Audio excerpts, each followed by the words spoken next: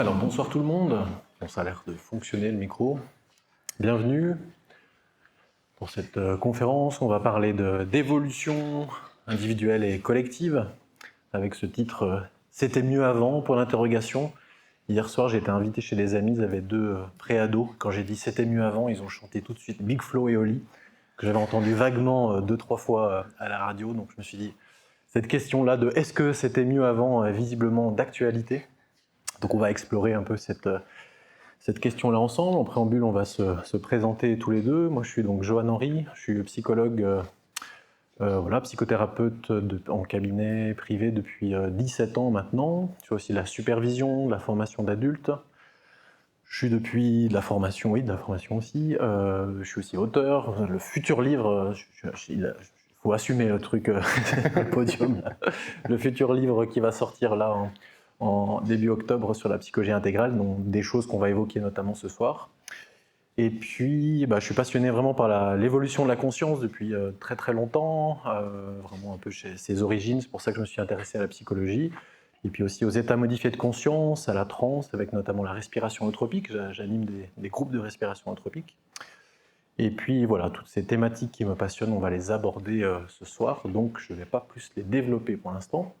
Et je te laisse te présenter, Yvan. Yes, donc moi je m'appelle Yvan Chalène-Berger, je suis facilitateur, donc un mot peut-être qui est un petit peu à la mode, qui est de plus en plus connu.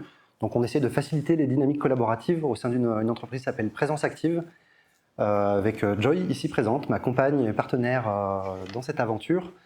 Donc il y a de la facilitation, on essaye de rendre les choses faciles pour les collectifs, mais il y a aussi une dimension de formation avec des compétences pour que les personnes puissent faire la même chose que ce qu'on fait quand on intervient auprès des équipes. Et puis une dimension qui est un petit peu de coaching, conseil aussi sur ces activités-là. Donc nous, on partage beaucoup des méthodes de gouvernance et de gestion collective de projets, avec des mots un peu bizarres, sociocratie, holacratie, dragon dreaming, des machins rigolos comme ça. Je m'intéresse beaucoup à ce que fait Johan Henry aussi, avec, au sujet de la conscience, de l'approche intégrale. Et voilà, j'ai dit. Merci. Et donc on va parler de cette question de l'évolution. Quand on regarde un peu le monde actuel, il y a beaucoup de choses qui se passent, n'est-ce pas? Si on regarde un peu les multiples crises, les crises sanitaires, les crises géopolitiques, tout ce qui se passe avec l'intelligence artificielle, avec le transhumanisme, avec beaucoup d'incertitudes politiques, etc., etc. Il y a beaucoup de personnes qui sont inquiètes. Évidemment aussi les questions du climat, d'environnement, avec on est là à Alternativa, donc de plus en plus de personnes qui souffrent aussi d'éco-anxiété. Donc c'est des choses qui sont très très présentes. Et c'est vrai que si on projette la situation actuelle sur les années à venir, les décennies à venir, c'est pas forcément très très réjouissant. En tout cas pour beaucoup de personnes, c'est effectivement source d'inquiétude. Et on entend beaucoup, et c'est peut-être pour ça qu'il y a ce succès de cette chanson que j'ai évoquée tout à l'heure. Pour beaucoup, finalement, la solution, peut-être les solutions, ce serait de s'inspirer du passé, de comment c'était avant, et peut-être que c'était mieux avant. En tout cas, il n'y avait pas des problèmes qu'on a aujourd'hui qu'on n'avait pas auparavant. Donc plusieurs personnes sont comme ça réveille, ça stimule une forme de nostalgie peut-être, et puis peut-être aussi de se dire, laissons-nous inspirer par ce qui se passait avant. Et si on regarde, beaucoup évoquent peut-être beaucoup plus de solidarité dans les communautés, beaucoup plus de soutien, la place qui était donnée aux anciens, le lien à la nature aussi, qui était quand même tout autre par rapport à celui qu'on a aujourd'hui. Donc beaucoup de choses comme ça, peut-être aussi une dimension sacrée, une dimension de spiritualité qui est aussi plus présente, un peu dans le quotidien et qui aujourd'hui a disparu. Donc on pourrait effectivement trouver des éléments comme ça dans le passé qui seraient source d'inspiration. Et on pourrait avoir envie de revenir en arrière. Pour d'autres personnes, c'est n'importe quoi.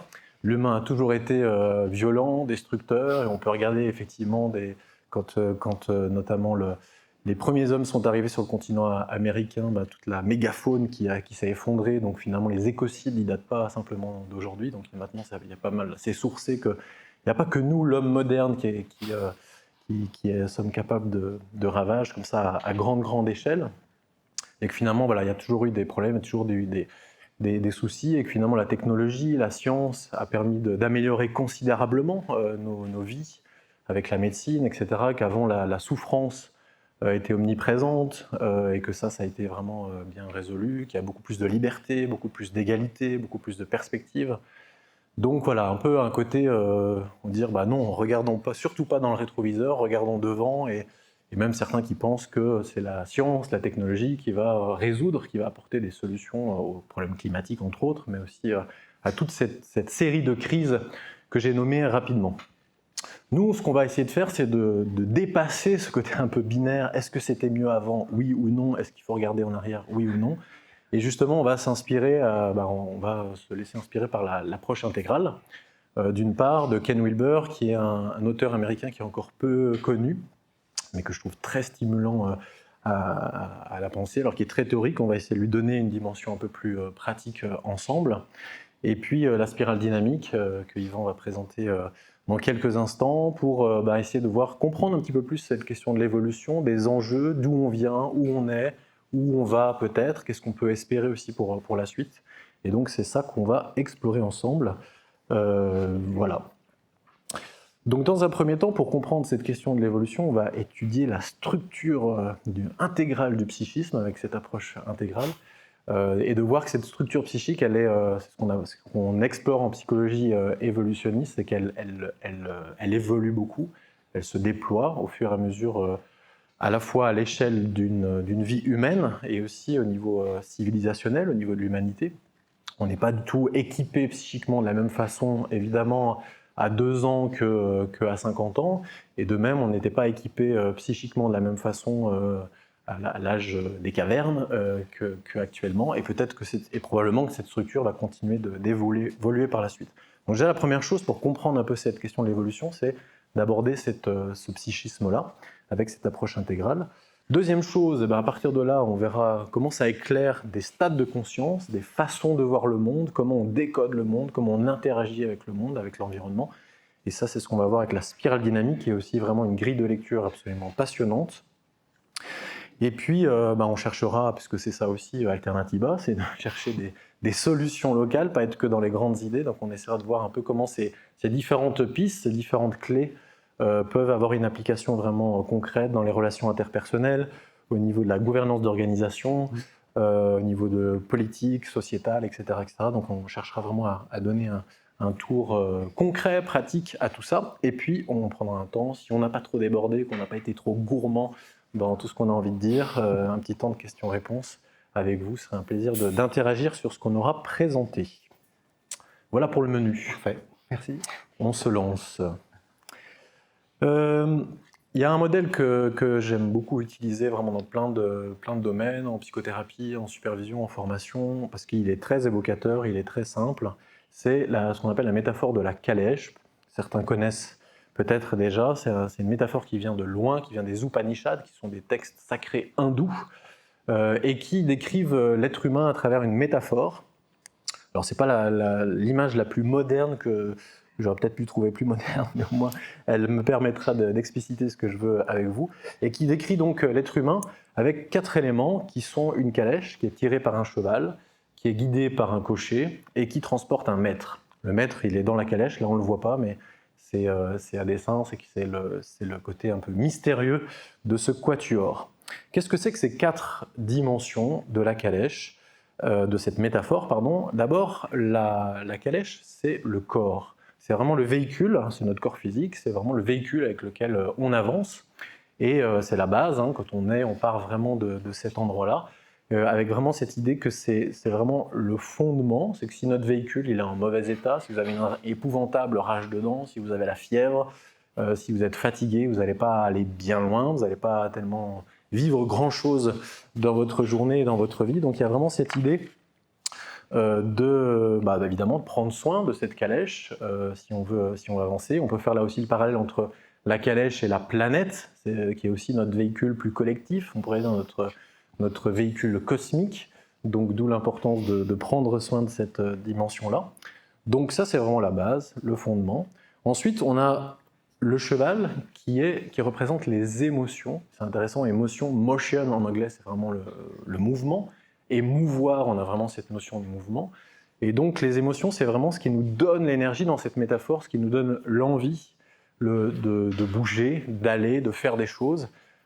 certainement, si vous êtes là ce soir et pas sur une terrasse au soleil à siroter quelque chose, c'est que vous aviez envie, qu'il y avait une motivation, que votre cheval vous a été suffisamment puissant pour vous amener jusque-là ce soir.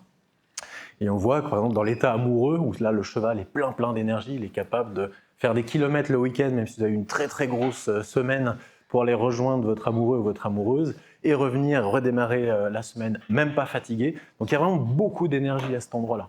On voit par contre quand le cheval il va pas bien, dans les états dépressifs par exemple, où il n'y a plus rien qui le stimule, il n'y a plus rien qui le mobilise, eh bien une des marques vraiment très fortes de la dépression, c'est qu'il n'y a plus de mouvement dans la vie. C'est qu'on n'a même plus envie de sortir de son lit pour prendre une douche, pour aller manger. Et ça, c'est vraiment le cheval qui n'est plus mobilisé par rien. Donc cette dimension du cheval, elle est juste essentielle. C'est vraiment le moteur avec lequel on avance.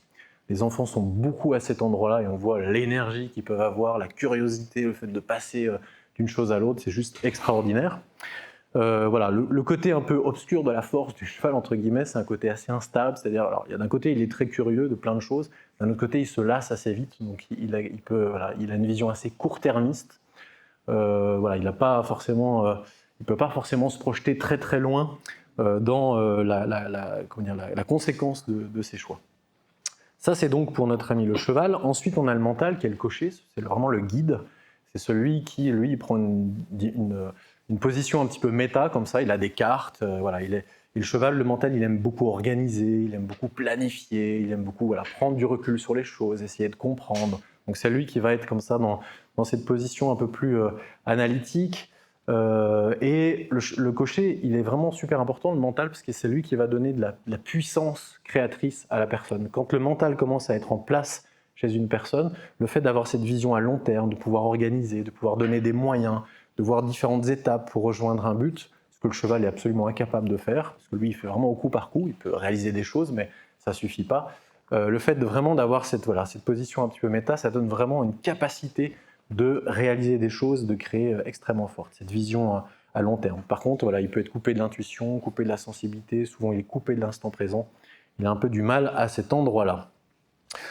Avant qu'on parle du maître dans la calèche, juste dire que ces trois-là, c'est vraiment les dimensions qu'on connaît habituellement le mieux. C'est ce qu'on pourrait appeler ensemble, c'est la personnalité, c'est ce qu'on pourrait appeler le moi, qu'on pourra non pas opposer, mais mettre en complément avec le soi, qui va être représenté par le maître. Et c'est ce qu'on pourrait appeler aussi l'ego, mais sans le côté péjoratif qu'on met quelquefois dans l'ego, en disant l'ego c'est pas bien, et puis il faut aller à un autre niveau. C'est vraiment ce avec quoi on avance dans le monde, et c'est ce que les psychologies traditionnelles, académiques ont le plus étudié. Cette dimension corporelle, émotionnelle et mentale, on pourrait dire cognitive. Mais effectivement, dans les approches spirituelles, mais aussi dans l'approche transpersonnelle et intégrale, on ne s'arrête pas là, et il y a une quatrième dimension au psychisme humain, qui va être ce fameux maître dans la calèche, qui est caché, cette dimension un peu plus mystérieuse, et qui a été étudiée notamment dans la psychologie transpersonnelle et intégrale, vraiment via les états modifiés de conscience, les expériences paroxystiques. Abraham Maslow, qu'on connaît bien pour l'histoire de la pyramide de Maslow, la pyramide des besoins, il a fait un travail passionnant pour étudier ce qu'il appelle les peak experiences, ces moments vraiment de flow extraordinaire, où on a l'impression d'être la bonne personne à la bonne place, que tout est harmonieux entre nous et l'univers. Et donc, il a vraiment étudié la phénoménologie, qu'est-ce que les personnes expérimentaient à ce moment-là. Souvent, c'est quand elles sont alignées avec cette dimension du soi. Il y a d'autres personnes, Groff, avec les états modifiés de conscience, où les personnes vivaient des expériences mystiques, des expériences d'unité avec la nature, d'unité avec le monde, d'unité avec elles-mêmes, des expériences de paix, des expériences de reliance très fortes. Et une des qualités qu'on retrouve le plus dans tous les travaux, et aussi dans les religions, c'est la question de la joie. Vraiment, ce qui ressort, c'est que quand on est en contact avec le soi, on a une joie qu'on pourrait appeler acausale, c'est-à-dire ça peut être vraiment la misère totale dans ma vie, mais quand on est en connexion avec ça, il y a quand même de la joie. Et elle n'a pas besoin de cause particulière, elle est complètement libre. Donc ce soi, il est vraiment très important, et aussi il est porteur de ce qu'on appelle de qualités archétypales. C'est comme si vraiment des qualités archétypales qui peuvent être la justice, qui peuvent être la vérité, qui peuvent être la paix, qui peuvent être tout un tas de dimensions vraiment fondamentales. Et ce que d'autres comme Roberto Assagioli, par exemple, avec la psychosynthèse évoquent, c'est comme si ce soi, il a une intention, il a une mission, il cherche vraiment à accomplir quelque chose. On pourrait dire beaucoup de choses, mais ce n'est pas notre propos de trop nous étendre là-dessus. Moi, ce que j'aime beaucoup avec cette métaphore, c'est que d'abord, elle est simple, elle est vraiment accessible, et on peut en faire plein de choses dans notre vie, de façon très pratique, pour faire un peu le point, par exemple, sur différentes situations. Ce qui est intéressant aussi, c'est qu'on voit vraiment cette métaphore, c'est que tout est utile, tout est important. Le soi, il n'est pas plus important, il n'est pas supérieur aux émotions, parce que s'il n'y a pas le cheval, bah, le soi, il reste piéton et il ne peut pas accomplir ce qu'il a à accomplir. Le mental, il n'est pas supérieur ni inférieur au corps. Tous ces éléments sont importants, il faut que chacun prenne leur place. Et comment tout ça, ça peut fonctionner de façon intégrée dans notre vie. C'est ça justement un des buts de la psychologie intégrale. Donc, voilà, quelque chose qu'on peut par exemple utiliser, et après je montre l'aspect plus développemental de cette métaphore. Par exemple, dans une relation, bah, comment ça se passe sur ces 4 niveaux-là? Comment ça se passe au niveau physique? Si on habite ensemble, ben, c'est vraiment la dimension de la calèche, le fait de vivre ensemble, comment ça se passe au quotidien, avec la vaisselle, les chaussettes qui traînent, entre autres, dans la sexualité, donc tous ces liens au niveau physique. Comment ça se passe au niveau émotionnel? Comment ça se passe au niveau du cheval? Est-ce qu'on a du plaisir à se retrouver, une certaine émulation, ou quand on va se retrouver le soir en disant ah, je vais retrouver la tronche de l'autre, ça va pas être facile, zut alors. Donc ça, c'est au niveau émotionnel. Comment ça se passe au niveau mental? Est-ce qu'on est capable d'avoir des projets ensemble, de discuter au niveau politique et éducation, au niveau des projets qu'on peut avoir ensemble? Est-ce que, même si on n'est pas forcément d'accord sur tout, est-ce qu'on est capable, est-ce qu'on est amoureux mentalement de l'autre? On se pose déjà rarement cette question-là, mais pourtant elle est vraiment importante, la conception du monde qu'on peut avoir. Et puis, est-ce que cette dimension spirituelle, cette dimension transpersonnelle, cette dimension du soi, comment elle existe dans la relation? Ça peut être aussi la petite cerise sur le gâteau. On peut explorer ces 4 dimensions aussi dans son rapport au travail. Bref, c'est vraiment quelque chose qu'on peut utiliser de plein de façons différentes. Ça va jusque-là sur la métaphore de la calèche? Ce qui nous intéresse ici, c'est l'évolution, c'est-à-dire de voir comment tout ça bouge et ça évolue dans le temps, notamment à travers les âges d'une personne, et surtout, et aussi à travers, on pourrait dire, les âges d'une civilisation, d'une société. Parce que tout ça n'est pas statique. On n'arrive pas dans le monde comme ça, tadam, j'ai une super calèche, un super cheval, un super cocher, et le soi est en place, et hop, on y va, on se réalise dans la vie. Ça se fait progressivement. Et donc, ben, vous aurez remarqué, on commence déjà avec le corps, et quand on est un tout petit nourrisson, on est essentiellement, c'est pas qu'on n'a pas d'émotion, pas de mental et pas de soi, évidemment, mais toute la conscience est investie pour ce corps, comment il marche. Vous avez vu au début, le nourrisson, voilà, s'il veut se gratter derrière l'oreille, c'est juste pas possible. Il est absolument dépendant de tout. Donc comment on apprend à se coordonner progressivement et à vraiment investir ce corps progressivement. Ensuite, on va avoir au bout de quelques mois, les émotions qui étaient évidemment déjà là potentiellement, mais qui vont se développer de plus en plus dans le rapport au monde, les choses que j'aime, les choses que j'aime moins, les choses qui sont vraiment très, très attrayantes, etc. Donc on va avoir cet élément des émotions qui vont venir et puis qui progressivement vont s'intégrer ensemble. Au début, les émotions se différencient du corps et après on cherche à intégrer ensemble. Ken Wilber, il parle vraiment de ce mouvement transcender et inclure comme un mouvement vraiment universel. Une fois que l'émotionnel et le corps se sont intégrés ensemble, on va avoir le mental, la dimension de la pensée qui émerge de nouveau, qui était là potentiellement, mais entre 7 et 12 ans, la pensée devient de plus en plus présente. On est capable de prendre la place de l'autre, on est capable de comprendre des règles pour des jeux de société. On voit que les jeux des enfants, ils changent à ce moment-là. Donc le mental va être là, va se développer, et progressivement, il va s'intégrer, et là, on va avoir une personnalité intégrée, on va avoir quelqu'un de très puissant, où le mental, les émotions, le corps fonctionnent ensemble comme un tout, et là, on peut vraiment réaliser des choses dans notre vie.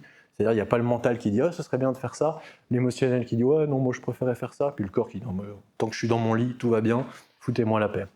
Donc là, on a vraiment quelque chose qui est intégré et qui va dans la même direction. Et puis après, le soi qui transcende progressivement la personnalité, le moi, et idéalement, ce serait un des buts, mais ce n'est pas le but ultime de l'évolution, mais c'est en tout cas une proposition de tout ça, le soi qui transcende et inclut le moi, la personnalité, toutes ces dimensions-là.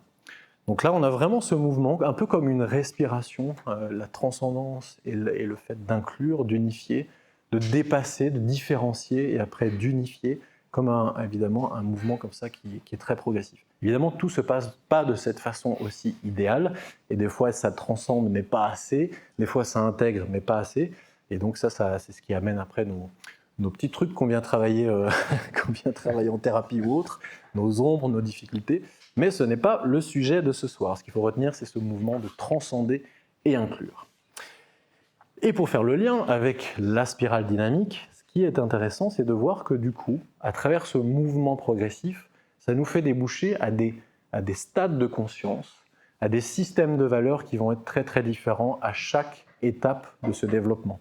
Évidemment que si je suis essentiellement, voire exclusivement identifié à mon corps, je ne vois pas le monde de la même façon que si je suis à fond en train d'investir le mental, la réflexion, la pensée, etc. Ça m'amène à une approche des autres, du monde, du travail, des relations amoureuses, de l'argent, du rapport à la nature qui va être radicalement différent. Que ce soit à l'échelle d'un individu ou que ce soit à l'échelle d'une société. Une société qui est tout entière occupée à déjà survivre physiquement, évidemment qu'elle ne va pas avoir le même rapport au monde qu'une société qui serait en train de développer des choses plus intellectuelles ou technologiques. Donc très rapidement, quand le corps est là, ça va nous amener effectivement à cet état de conscience essentiellement basé sur la survie.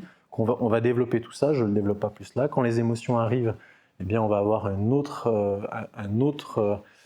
stade de conscience où on va chercher beaucoup plus de sécurité parce qu'on commence à se conscientiser un petit peu plus. Quand ça s'intègre, on devient plus puissant et ça amène le stade de conscience. On va rechercher le pouvoir et affirmer notre pouvoir. Quand le mental est là, on va chercher un peu plus d'ordre, on va chercher le salut, on va chercher les grands mythes. On va vous expliquer tout ça dans quelques instants. Quand ça s'intègre, on arrive à un autre niveau matérialiste, individuel, on cherche le succès, etc. Le soi qui apparaît, on arrive à un état de conscience, on cherche l'harmonie, l'état de conscience vert, etc., etc. Donc voilà, retenez finalement que dans l'émergence progressive de cette calèche intérieure, de cette structure psychique intérieure, eh bien ça va nous faire déboucher sur des stades de conscience qui nous amènent à un rapport au monde fondamentalement différent et du coup forcément à une action aussi fondamentalement différente. Et ça, tu vas nous expliquer ça maintenant, Yvan. Yes, merci Johan. Du coup, je vais vous partager... est-ce que ça va bien marcher? Ok, donc là on voit qu'il y a potentiellement des choses qui vont au-dessus du dernier sur l'existence. Donc je vais vous partager une approche qui s'appelle la spirale dynamique, qui vient du professeur Claire Graves, qui a fait des études. En fait, il était un professeur à l'université aux États-Unis, je ne sais plus laquelle. Et puis, il avait des élèves qui lui posaient la question « Ah, on a des grilles de lecture de Abraham Maslow, on a les grilles de lecture de plein de personnes qui sont intéressées à l'évolution et tout ça. » Puis il lui demandait « Mais monsieur le professeur, c'est laquelle qui est la bonne ?» Et du coup, il a commencé à faire vraiment une recherche de fond en partant d'une question un petit peu « Qu'est-ce qu'un être humain mature ?» Et il a fait des analyses. Et pour finir, il s'est retrouvé à pouvoir identifier un certain nombre de manières de voir le monde, donc des visions du monde, des systèmes de valeurs qui sont différents, qu'il a vu, qui en fait, il se retrouverait structuré comme si, en fait, pour passer d'une manière de voir le monde à une autre, on faisait vraiment une évolution progressive qui passait par une manière et une autre, comme nous a montré Johan avec la métaphore de la calèche tout à l'heure. Donc un élément, un deuxième élément qui apparaît, réintégration et tout ça. Donc là, le modèle est présenté avec deux côtés, à gauche et à droite, et c'est identifié, en fait, chaque évolution est identifiée avec des couleurs. Donc ça vient pas du professeur Graves, c'est deux de ses étudiants qui ont fait ça par la suite, qui ont changé un petit peu le vocabulaire pour le rendre plus accessible et pour permettre de mieux retenir ces systèmes de valeurs, ils les ont associés à des couleurs. Donc sur la gauche, on a plutôt des stades, des visions du monde, des systèmes de valeurs qui sont plutôt centrés sur soi, et puis à un moment, il se passe quelque chose qui fait que ça change, et on passe sur un autre qui est plutôt centré sur le collectif, et puis ça rebascule, à un moment on revient sur soi, et puis plutôt sur le collectif, et ainsi de suite, comme ça, dans une spirale évolutive qui se veut sans fin. Donc c'est un modèle qui est ouvert.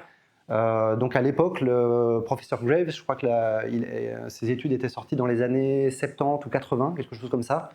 Il avait identifié clairement jusqu'à un niveau jaune. Il avait quelques bribes d'un stade turquoise, donc il y a quelques indices. Après, les études n'ont pas forcément été reprises de manière suffisamment massive auprès de la population pour pouvoir clairement définir ce qui se passe sur un niveau turquoise. Potentiellement, certains parlent de corail, il y en a qui parlent encore de niveau après. Voilà, personnellement, je sais que déjà d'aller jusqu'à essayer de comprendre et de voir comment je vis peut-être vers du vert jaune, des choses comme ça, c'est déjà largement bien. Et du coup, on va s'en tenir à ça ce soir. Quoi d'autre? On retrouve le principe que disait Johan sur le fait de transcender et inclure. En fait, à chaque fois qu'on arrive sur un stade différent, ça nous apporte quelque part, alors, non seulement une manière de voir le monde, des systèmes de valeurs, mais c'est aussi des fois des manières de penser. Donc notre manière de penser le monde évolue et ça nous permet progressivement d'appréhender des choses de plus en plus complexes. Donc on a une manière de voir le monde qui a une certaine complexité, ça devient plus complexe, ça devient plus complexe, ça devient plus complexe. Et puis j'aime bien quand on en parlait pour préparer la conférence, tu disais c'est aussi plus d'inclusion, transcender et inclure, et plus d'amour, je crois que tu disais plus de love. Voilà. Et quelque part, des fois c'est un système où on peut tomber dans certaines approches, où on a tendance à mettre les personnes dans des cases, j'en suis là, j'en suis là, j'en suis là. C'est une approche qui peut être mal comprise. Quand on la comprend bien, en fait on est des humains bien plus complexes que des cases. Donc on peut avoir des endroits sur lesquels ça résonne, et c'est un espèce comme un centre de gravité pour nous, où on voit plus le monde comme ça, et puis en même temps, avoir des prémices d'un autre stade, ou avoir des moments dans notre vie où on revient sur un stade précédent.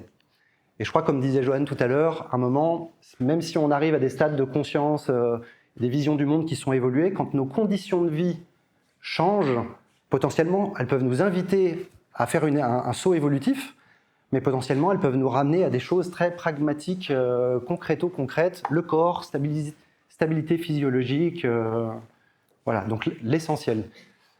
Donc c'est une approche qui met en lien des niveaux d'existence, c'est comme ça que l'appelait le professeur Graves, qu'on peut appeler stade de développement, niveau de conscience, et les conditions de vie des personnes. Et des fois, les conditions de vie, donc comment on perçoit notre environnement, que ça soit basé sur la réalité physique ou sur notre manière de percevoir l'environnement, le monde. Et du coup, nos conditions de vie ont tendance à nous influencer, et nous influençons les conditions de vie. C'est-à-dire, par exemple, si on a des endroits qui sont des plaines sauvages et on commence à construire, on change l'environnement, et ça va avoir une influence. Voilà, en tout cas, ça s'influence réciproquement. Des fois pour nous tirer vers le haut et des fois peut-être pour nous freiner, parce que la société humaine, les pays peuvent avoir un stade où ça gravite. Et puis des fois, il n'est pas toujours facile de passer au-delà que l'ambiance du pays, la culture dans laquelle on est. Et pourtant, on y arrive. On fait nos petites évolutions les uns les autres. Quoi, certains. Donc voilà un petit peu pour le modèle général. Peut-être juste en complément, c'est ce qui fait, ce que tu viens de dire, c'est important, c'est ce qui fait que vraiment on insiste beaucoup. Graves, il a insisté beaucoup là-dessus sur le fait qu'il n'y a pas des stades qui sont supérieurs à d'autres, il y a des stades qui sont plus ou moins adaptés à l'environnement. Et c'est sûr que si on vit dans la jungle, il y a certains stades qui vont être beaucoup plus adaptés que d'autres. Et ça, c'est vraiment une clé très très importante, qu'il n'y a pas de supériorité par rapport à ça, il y a des choses qui sont plus ou moins adaptées. Voilà. Donc c'est aussi une approche qu'on appelle psychosociale, c'est comme le présentait aussi Johan tout à l'heure, il y a un côté où on peut regarder comment on évolue nous au fil de notre vie, nous ou les personnes avec qui on interagit, et on peut le voir au niveau de la société. Alors des sociétés, ça peut être peut-être au sein d'une famille qui est une petite société, au sein de notre entreprise, de nos associations, au sein d'un pays, au niveau du monde, comment de voir un petit peu où on en est. Donc on peut utiliser vraiment sur ces deux côtés. Moi, c'est une grille de lecture qui m'a beaucoup aidé à me situer, à comprendre un petit peu dans quel monde j'étais. Je pouvais sentir des fois des décalages. Je ne comprenais pas vraiment où étaient les décalages. Et du coup, à travers cette grille de lecture, j'ai pu un petit peu mieux comprendre, appréhender mon propre chemin, appréhender ce que j'observais, entre autres dans des organisations autour de moi ou sur des visions du monde et des systèmes de valeurs d'autres personnes. Et ça a pu m'amener me mettre en paix avec moi-même et plus de paix aussi avec les autres. Voilà. C'est une approche qu'on peut utiliser autant au niveau micro, pour soi-même, qu'à des niveaux macro, au niveau des organisations, des pays et du monde entier. Voilà. Je vais vous présenter les différents stades, les différentes manières dont on voit le monde à travers ce prisme. Donc c'est vraiment un petit peu comme des lunettes, et je vous invite à faire un petit peu ce jeu. Imaginez que vous voyez le monde sous un prisme particulier, comme si on avait des filtres sur les lunettes, auditives, gustatives, tout le monde est influencé, toutes nos perceptions sont influencées par ces différents niveaux de conscience. Premier stade, qui a une valeur profonde, basée sur la survie. Donc en fait, le modèle différencie des valeurs qui sont plus de surface. Donc les valeurs, pour moi, c'est des choses qui sont importantes pour nous, aussi simplement que ça. qu'est-ce qui est important pour nous. Et du coup, on a un certain nombre de valeurs. Alors à ce stade, elles sont plutôt inconscientes, mais quelque part, ces valeurs, elles permettent d'atteindre quelque chose qui est plus profond, qui sont potentiellement justement de survivre tout simplement. Donc, vision du monde au stade beige, c'est un monde qui est défini par ce qui se passe ici et maintenant. Qu'est-ce que c'est que cette expérience, mon corps, ces choses-là et tout ça. Donc c'est vraiment très dans l'instant présent potentiellement, puis en même temps à un niveau de conscience qui est vraiment tout nouveau. Les valeurs à ce stade sont plutôt inconscientes, mais si elles étaient conscientes, potentiellement, ça serait manger, avoir du chaud, se reposer, des choses comme ça. La pensée, elle est plutôt automatique, donc le système fait comme il peut avec des mécanismes un petit peu archaïques. Et puis, les tendances comportementales sont d'exprimer le soi instinctivement en fonction des impératifs physiologiques, manger, boire, se reposer, et puis des possibilités de l'environnement. Donc voilà, si on compare avec la pyramide des besoins de Maslow ou du corps, on est vraiment sur le premier stade. Pour se mettre un petit peu dans l'ambiance, il y a des films qui peuvent un petit peu illustrer ça, des films comme La guerre du feu, donc vraiment pour retracer notre histoire il y a fort longtemps, mais aussi des films comme Seul au monde, où une personne en fait se retrouve sur une île et doit en fait revenir à des fondamentaux de survie. Donc voilà pour le stade beige, qui est plutôt du côté expression de soi. Et à chaque stade, en fait, ça nous fait des apports. On découvre des nouvelles choses et en même temps, chaque stade a aussi ses travers et des limites. Et il y a un moment où ce stade devient limité, de fonctionner uniquement sur ce mode-là. Et pouf, il y a une évolution qui apparaît, plus ou moins confortablement. Donc pour faire le lien, peut-être, ou si tu veux compléter. Oui, non, là, il n'y a pas grand-chose d'autre. Dire que si on revient par rapport à la question de la calèche, là, on est vraiment dans un investissement essentiel. Enfin, c'est vraiment le corps qui prend toutes les ressources de la conscience, avec toutes ces dimensions de survie que tu as évoquées, sur vraiment les fonctions de base qui sont essentielles, évidemment, pour pouvoir continuer à survivre et aller plus loin. Yes. Du coup, hop, bon évolutif, je vous invite à changer de filtre. On passe sur le stade violet, qui est plutôt basé sur une valeur profonde de sécurité. Donc typiquement, en fait, on passe des fois de beige à violet parce qu'en fait, on découvre qu'en fait, on a plus de sécurité en étant ensemble. Donc c'est plutôt un stade d'évolution qui est centré sur le collectif. Et puis à ce stade, la vision du monde, c'est un monde mystérieux et effrayant, peuplé d'esprits qu'il faut apaiser. Imaginez, vous voyez tout le monde comme ça avec ce type de filtre-là.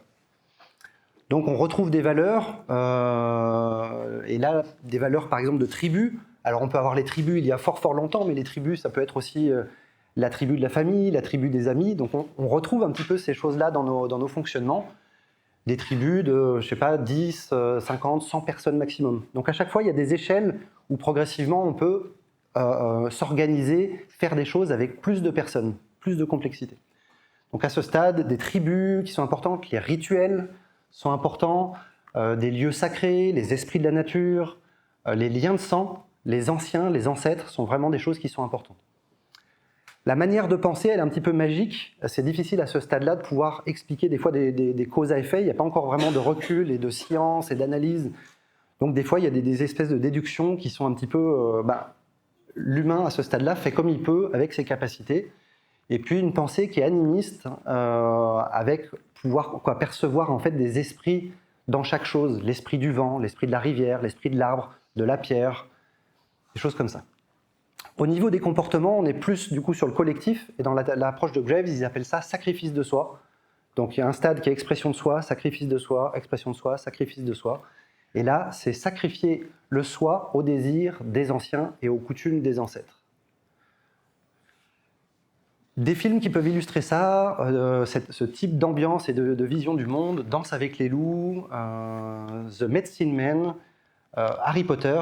Donc on essaye de mettre des exemples de films, des fois qui sont vraiment plus en lien avec des choses anciennes et historiques, mais aussi de voir que ces systèmes de pensée, on les retrouve dans notre monde moderne aussi, dans certaines circonstances. Et puis Harry Potter, tu voulais faire le lien un petit peu? Oui, non, c'est vraiment le lien avec cette pensée magique. Tu évoquais tout à l'heure finalement quand on avance dans la spirale dynamique, quand on passe à un niveau où on transcende les niveaux suivants, mais les niveaux d'avant continuent à exister en nous. Donc même si vous êtes à un stade probablement ici, si vous êtes ici, c'est que vous êtes, vous reconnaîtrez probablement tout à l'heure dans le vert et probablement dans le jaune. Donc vous êtes bien plus loin.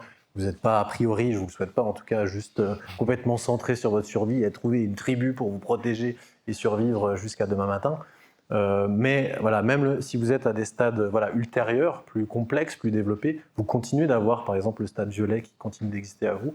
Donc il y a encore une part de pensée magique potentielle qui existe en vous et qui est vraiment en lien avec du coup le fait que là on est sur la deuxième étape, c'est-à-dire avec l'émergence des émotions, qui est vraiment au stade du développement de l'individu comme une proto-conscience. C'est-à-dire que l'enfant, il est plus juste, la conscience n'est pas juste identifiée à son corps, il commence à y avoir l'aspect émotionnel, et l'aspect émotionnel qui a encore peu de discernement, il y a peu de différenciation avec l'émotionnel. Donc là, à ce stade-là de conscience, qu'on soit enfant ou non, en fait, il y a une forme de continuité, il y a une forme de perméabilité entre le dedans et le dehors, ce qui fait que tout ce que moi je vis, mes émotions, etc., aussi le monde extérieur et la nature peut vivre aussi les mêmes choses. Et que si finalement je suis capable, et rappelez-vous, c'était pas si facile au début de bouger mes bras, mes doigts, de pouvoir faire des choses, apprendre du piano, peindre, etc. Je suis peut-être aussi capable de bouger les nuages, de bouger les pierres, etc. Donc un peu comme Harry Potter pour le coup. Quand on dit ça, ça ne veut pas dire que c'est pas vrai qu'il y a peut-être une conscience dans les arbres, etc. C'est une possibilité, mais c'est différent de ce stade-là. Ce stade-là, il projette sa propre vie psychique sur le monde. Après, on va retrouver la possibilité de voir de la conscience et du vivant partout, sur les stades vraiment ultérieurs, mais c'est encore autre chose que cette histoire. C'est vraiment quelque chose qui est à différencier de ce stade-là. Donc c'est pour ça que j'avais envie de mettre Harry Potter, parce que cette pensée magique, elle continue de nous habiter, quel que soit notre stade de conscience. Yes. Donc on aurait pu faire le lien sur ce modèle aussi, de voir qu'il y a une partie qu'on peut appeler pré-rationnelle. Il y a un moment où vraiment la raison s'installe, et puis des endroits où on va sur du post-rationnel, transpersonnel, des choses comme ça. Intégral. Donc il arrive un stade où pour les humains qui évoluent individuellement, ou les collectifs, où cette manière de penser, de s'organiser ne fonctionne plus, potentiellement parce que la population grandit, l'interaction entre les tribus, il se passe des choses, ça frotte, et puis est-ce que les anciens, toujours s'en référer aux anciens, est-ce que c'est ok? Puis en plus, moi j'ai envie de trucs. Allez, paf, saut d'évolution de conscience, et on arrive sur un stade qui s'appelle rouge, et qui est plutôt sur une valeur profonde de pouvoir. On peut retrouver ça chez l'enfant, un moment où, je crois que c'est vers les 2 ans en général, où il y a un moment, je veux quelque chose, ping, je prends et tout, c'est... Voilà, je veux pas, puis il n'y a pas de négociation, il n'y a pas de discussion vraiment possible à cet endroit-là. Donc la vision du monde, je vous invite à changer de prisme encore. Imaginez, vous voyez le monde comme ça, le monde est une jungle où les autres cherchent peut-être à vous abuser et où seule la force et le courage comptent. Particulier comme énergie. Voilà. Les valeurs qu'on retrouve sur ce stade-là, c'est vraiment des valeurs de puissance, de courage, d'héroïsme, la gloire, être le numéro 1. Donc il y a une quête potentiellement de pouvoir devenir la personne qui est la plus forte, gagner à tout prix, de l'ambition, beaucoup d'envie, d'élan de conquête. Voilà. L'honneur qui est très important, et peut-être la vengeance. Ça peut faire bizarre de se dire que la vengeance peut être une valeur, mais l'honneur est tellement important des fois à ce stade-là que quelqu'un qui nous ferait un truc bizarre, en fait, non, je vais programmer ma vengeance, je vais essayer de la faire, ça prendra peut-être du temps, mais je l'aurai. C'est important, c'est important, mon honneur est vraiment très important.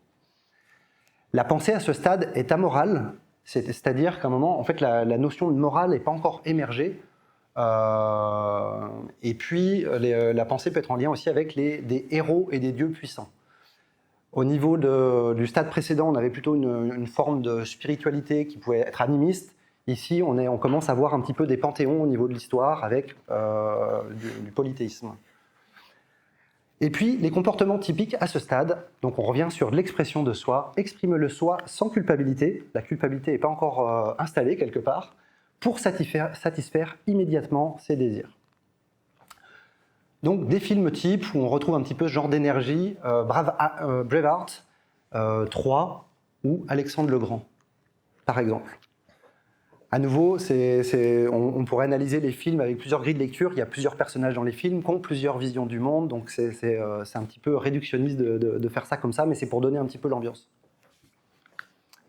Un complément? Merci. Si on fait le lien du coup avec la calèche, donc on a eu au stade précédent cette différenciation progressive au niveau de l'émotionnel, où l'enfant commence progressivement à se différencier de son entourage. Et là, il y a une intégration entre l'émotionnel et le corps. Donc, il est bien maintenant en capacité de maîtriser son corps. Les émotions sont pleinement développées, c'est-à-dire qu'il sent vraiment ce qu'il a envie, ce qu'il ne veut pas, etc. Et comme tu l'as évoqué, il n'a pas encore ce que le mental va apporter progressivement, la capacité de se mettre à la place des autres, la capacité de vraiment d'intégrer des règles qui sont importantes et pourquoi elles sont importantes. Il va les appliquer, mais il ne les comprend pas. Et donc, du coup, il est complètement lâché dans son pouvoir, il y va complètement. Et c'est ce qui va vraiment, effectivement, amener ce stade-là, qui est vraiment, voilà, on y va sans retenue, parce qu'on n'a pas la conscience de l'autre, donc on peut y aller complètement dans notre propre envie, notre propre désir. Ça va changer au stade d'après, du coup. Ouais. Donc à un moment, dans l'histoire de l'humanité, il y a les communautés ont grandi, les tribus sont devenues plus grandes, avec des chefs qui ont pris potentiellement le pouvoir sur les anciens des tribus.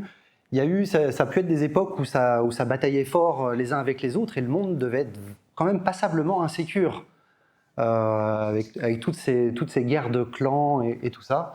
Bon, et il y a plusieurs raisons qui font qu'à un moment, ce mode de pensée, ce mode d'organisation sociale ne correspond plus, et pouf, petit saut évolutif. Donc on arrive sur un stade qui revient sur une dimension collective, avec une valeur peut-être de salut, le salut après la mort. Donc la vision du monde à ce stade-là, c'est un monde contrôlé par une vérité ultime qui punit et éventuellement récompense. Donc c'est au niveau de l'histoire de l'humanité, on a pu voir apparaître dans ces modes de pensée beaucoup les religions monothéistes notamment, mais pas que. En fait, cette vérité ultime, on ne précise pas laquelle, ça peut être différents types de vérités en fonction des personnes. C'est un stade qu'on retrouve encore couramment dans nos sociétés, alors que les stades précédents sont déjà moins représentés, mais celui-ci, c'est une grosse partie de la population mondiale qui a en tout cas une part d'elle-même dans ces endroits-là. On y retrouve des valeurs de vérité, une vérité supérieure, souvent associée à des textes sacrés. La morale est importante, le bien est important, l'ordre, la justice, la stabilité, les lois, la hiérarchie, les normes, les règles, la discipline, les devoirs. Et tout ça, ça fait le lien un petit peu avec ce que disait Johan tout à l'heure. À un moment, quand on commence à découvrir les règles du jeu en grandissant, il y a vraiment un endroit où on apprend, il y a des règles, on se conforme aux règles et on est un petit peu conforme à une manière de voir les choses. Qu'elles soient, si je prends des liens avec certaines religions, est-ce que ça serait conforme dans une version bouddhiste du monde, conforme dans une version musulmane du monde, et ainsi de suite, ou on pourrait comparer avec des fois du marxisme, il pourrait avoir une vision et des textes de capitalisme. On verra que le capitalisme, on le retrouve peut-être aussi sur un stade ultérieur. Donc souvent, la pensée à ce stade-là, elle est on l'appelle absolutiste. Il y a les bonnes choses, ma vérité ultime, et puis tous les autres sont dans le tort. Voilà. Et il faut corriger ça, c'est normal, j'ai raison. Donc c'est très polarisé, bien, mal, juste, injuste, des choses comme ça. On est plutôt sur des manières, des fois, des manières d'avoir une spiritualité qui est plutôt monothéiste à ce stade-là, donc en général. Et puis les comportements, on est à nouveau sur sacrifier le soi maintenant pour obtenir une récompense plus tard. Donc on apprend autant dans le rouge, le stade précédent, à un moment je veux quelque chose, je le prends. Là, je suis capable de commencer à faire des efforts, à m'autodiscipliner, à réguler un petit peu ce qui se passe en moi, parce que plus tard, je pourrais obtenir quelque chose. Donc plus tard dans une semaine, plus tard à la fin de la vie, et potentiellement j'aurai un salut et quelque chose de génial qui m'arrive dans l'après-vie. Film typique, Le nom de la rose, où on retrouve non seulement la couleur bleue, mais on voit aussi un personnage avec Sean Connery qui a des prémices de la couleur suivante. Petit complément ? Oui, du coup, dans tout ce que tu as évoqué, on voit vraiment cette émergence du mental avec la capacité d'intégrer des règles, d'avoir des représentations, de pouvoir se représenter quelque chose qui n'est pas immédiatement présent. Comme tu l'as évoqué aussi, c'est vrai que chaque stade finalement vient beaucoup en réponse et en réaction avec le stade précédent. Donc rappelez-vous, le stade d'avant, il fait quand même flipper, vous êtes dans une jungle où n'importe qui peut vous zigouiller, c'est la loi du plus fort, etc. Donc à un moment donné, on se dit, tiens, si on établissait un peu des règles, ou si on avait une autorité supérieure qui peut punir, qui peut protéger, etc., ça permettrait de réguler un petit peu tout ça. Et puis dans le bouquin de Hariri sur je ne sais plus comment il s'appelle. Sapiens. Sapiens, merci. Il montre vraiment que ce phase-là des grands mythes et du développement du mental on est passé de petites communautés d'une quarantaine de personnes à des grandes cités. Donc c'est vraiment ça qui nous a permis de vivre ensemble. Et là, le mental, du coup, il n'est pas encore intégré, il sera intégré l'étape d'après, mais il vient beaucoup pour réguler cet aspect-là émotionnel, le duo corps-émotion. Le duo corps-émotion qui est très pulsionnel, qui peut partir dans tous les sens, qui peut faire n'importe quoi, puis du coup, on peut s'en vouloir par la suite. Là, le mental, il va venir un petit peu réguler, c'est ce qu'ont fait beaucoup les grandes religions, elles n'ont pas fait que ça, mais elles ont beaucoup régulé la nature instinctive, physique, corporelle, etc. Et donc, ça permet de vivre ensemble d'une certaine façon. Voilà. Et même si vous êtes au stade ultérieur, encore une fois, vous continuez d'avoir ça. Chaque fois que vous vous arrêtez au feu rouge avec votre voiture, j'espère que vous le faites de temps en temps, c'est le bleu qui fait qu'il y a un ordre supérieur qui fait que on s'arrête quand c'est rouge et on y va quand c'est vert. Donc ça nous aide terriblement à vivre ensemble, même si on va pas forcément rester bloqué à ce stade-là. Donc typiquement, quand on est dans le bleu, potentiellement, on respecte à la lettre les règles, et sur des stades ultérieurs, peut-être qu'on commence à les remettre en question, qu'on adhère un petit peu moins à certaines. On négocie. Ouais.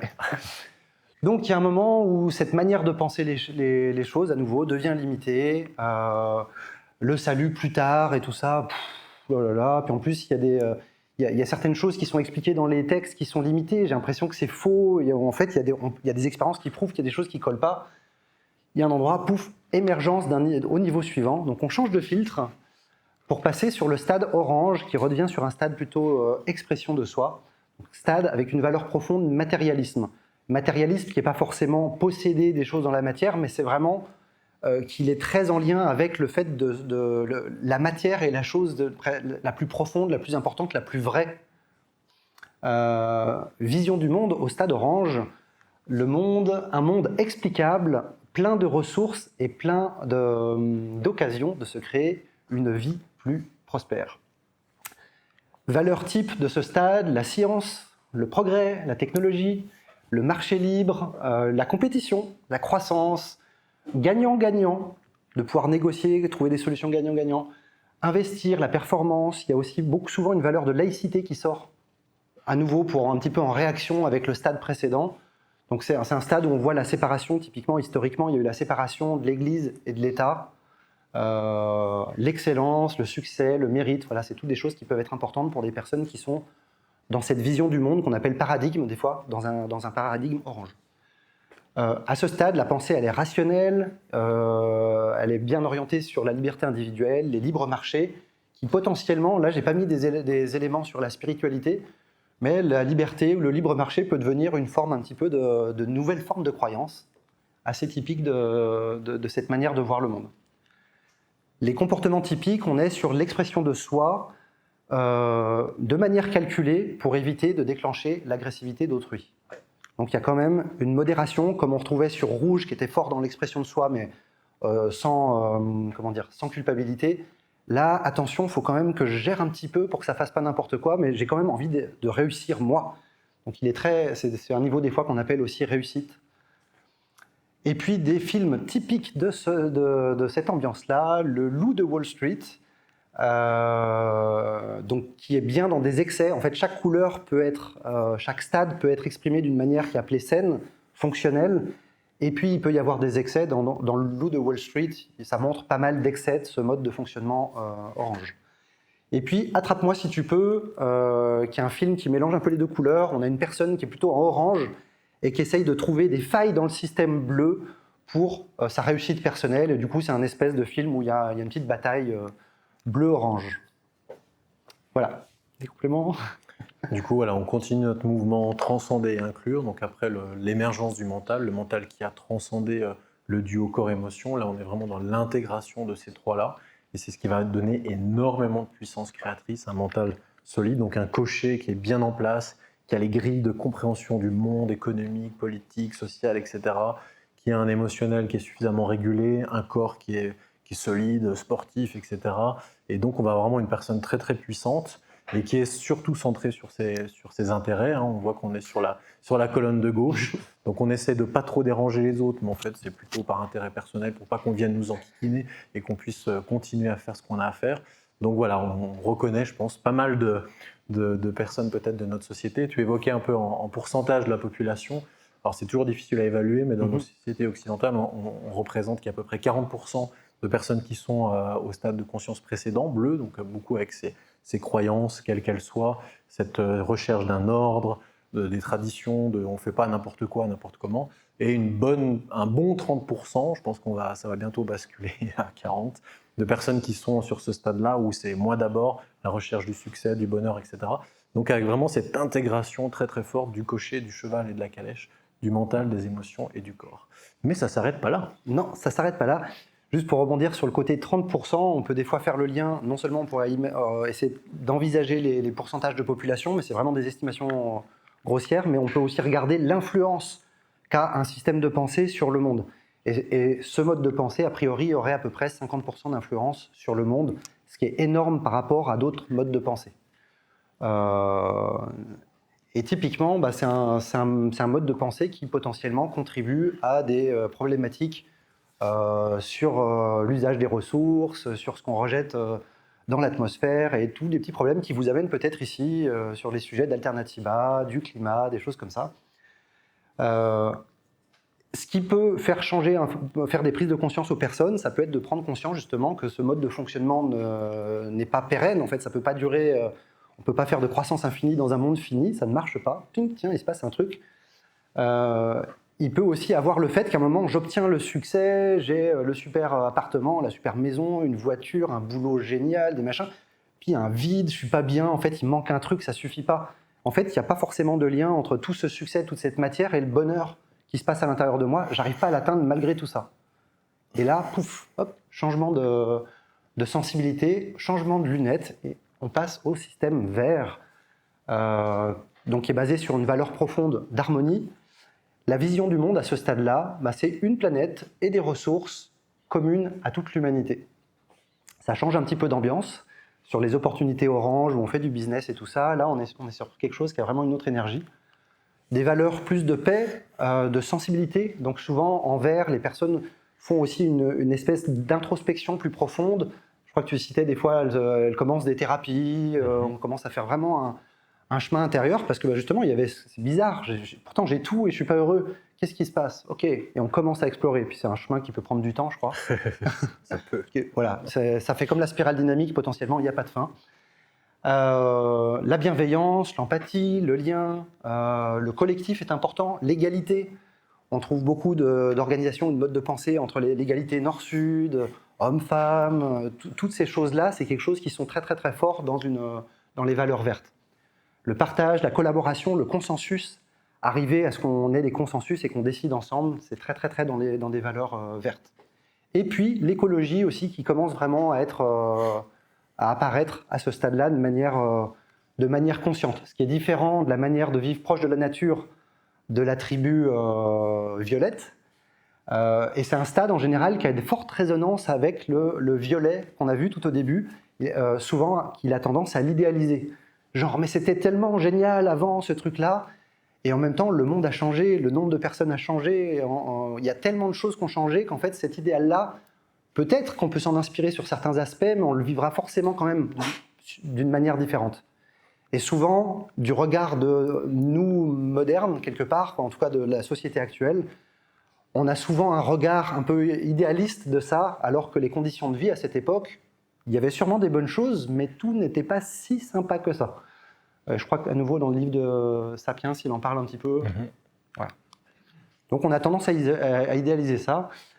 La pensée qu'apparaît, elle est déjà plus relative. En fait, chacun de nous a des perceptions subjectives du monde. Alors oui, il y a le matériel et le scientifique qu'on voit en orange, mais en même temps, en fait, on a tous des croyances, des choses qui induisent comment on regarde les choses. Donc on s'intéresse au point de vue, aux subjectivités et tout ça à ce stade-là, notamment. Pensée égalitaire, des formes de spiritualité qui réémergent, alors que souvent en orange, en fait, il y a un moment où c'est mis de côté. Mais du coup, une spiritualité qui est plus forcément en lien avec une religion institutionnelle. Des fois, oui, mais elle est vécue d'une manière qui est différente. Et puis du coup, vu qu'on est sur une dimension collective, on est plus sur une énergie de sacrifice de soi, maintenant, pour obtenir l'harmonie pour soi et pour les autres. Très en lien avec l'harmonie. Des films assez typiques de l'ambiance un petit peu de cette vision du monde verte, Into the Wild, où à un moment il quitte le monde orange, il balance tout, il quitte, il part à l'aventure et tout ça, il vit plein de choses. Vers la fin du film, je crois qu'il change potentiellement, peut-être qu'il passe au niveau de conscience d'après. Et puis La Belle Verte de Colin Serrault. Merci. Et donc, si on revient à notre mouvement, toujours au niveau de la calèche, on a à ce moment-là vraiment l'émergence du soi, donc l'émergence du maître, après cette calèche surpuissante où vraiment on a kiffé, mais en fait on voit qu'on détruit un petit peu tout autour de soi, que ce soit les êtres, que ce soit les ressources, l'environnement, etc. Il y a cette dimension du soi, du maître, qui commence un peu à toquer à la porte et dire rappelle-toi, moi aussi j'ai quelque chose à vivre, j'ai quelque chose à exprimer. Et quelque chose que je n'ai pas évoqué tout à l'heure dans les différentes qualités du soi, qui est vraiment fondamental, c'est que c'est une dimension, c'est un principe psychologique, c'est une dimension de nous-mêmes qui réconcilie les dimensions individuelles et collectives. C'est-à-dire qu'à cet endroit-là, on est à la fois unique, vraiment une individualité unique, spécifique, il n'y en a pas deux comme nous, et en même temps, on est le tout, on est l'ensemble, et tout ça simultanément. Donc c'est quand même super précieux, surtout dans ces moments où on cherche peut-être à vivre ensemble différemment. Donc quand le soi, il arrive, il invite vraiment à revisiter notre façon physique, émotionnelle, donc relationnelle et intellectuelle au niveau de la pensée, de vivre et d'être dans ce lien entre soi et les autres. Et donc ce qu'on va voir effectivement, c'est qu'il y a un ajustement, il y a une forme de nettoyage, d'accordage progressif du corps, des émotions et du mental. Au niveau du corps, chez des personnes, alors c'est pas systématique et c'est pas exhaustif, mais qui vont par exemple commencer à changer d'alimentation, qui disent on ne peut pas continuer à manger l'industriel comme ça, c'est pas possible, qui vont changer de façon de se soigner. Ils vont peut-être aller vers des médecines plus douces, plus énergétiques, etc., qui vont avoir d'autres pratiques, qui prennent soin vraiment de leur corps, peut-être de la méditation, de pleine conscience, des choses comme ça. Ils ont besoin d'aller plus vers la nature. Au niveau émotionnel, ils se disent, oh là, il y a pas mal de fantômes dans le grenier, pas mal de choses à nettoyer dans l'inconscient, etc. Donc souvent des personnes qui commencent un travail sur elles, du développement personnel, de la thérapie, pour vraiment un peu nettoyer leurs relations. Elles voient qu'elles contaminent les autres au travail, dans le couple, dans la famille, dans l'éducation. Donc elles ont besoin de faire ce travail un peu de clarification intérieure. Et puis au niveau du mental, d'essayer de comprendre les choses, de nettoyer aussi, mais en fait j'ai toujours pensé comme ça, j'ai toujours vu les choses comme ça, mais pourquoi ? Peut-être que je peux depuis quand j'ai pas fait une mise à jour au niveau de mon logiciel, au niveau de la pensée, et comme si le soi invitait un peu à ça, et puis peut-être qu'on vient à des conférences, on vient apprendre des choses, on lit des nouveaux bouquins, etc. Il y a plein de façons comme ça de régénérer tout ça. Donc on voit un peu un triple impact de l'émergence du soi qui va venir progressivement ajuster ces trois dimensions du corps, des émotions et du mental. Et ça va bien avec tout ce que tu as évoqué là. Yes, merci. Et ça continue. Et ça continue. De toute façon, voilà, c'est une spirale évolutive sans fin, un modèle qui est ouvert. Donc, quelque chose que je n'ai pas précisé sur un des premiers slides où vous voyez la spirale complète, sur le côté, c'était marqué premier palier, deuxième palier. En fait, le stade vert dans le modèle de la spirale dynamique, c'est le dernier stade du premier palier qu'on a tendance à appeler des stades plutôt de survie. On essaye de s'adapter, de survivre à nos conditions de vie, mais quelque part, on est un petit peu en réaction au stade précédent, et ainsi de suite, et ainsi de suite. Et puis là, sur le passage qu'il va avoir sur le stade suivant, c'est vraiment un endroit où on va aller vraiment sur le vivre et commencer à être connecté vraiment au maître et à intégrer ça. Et c'est un chemin à nouveau qui continue.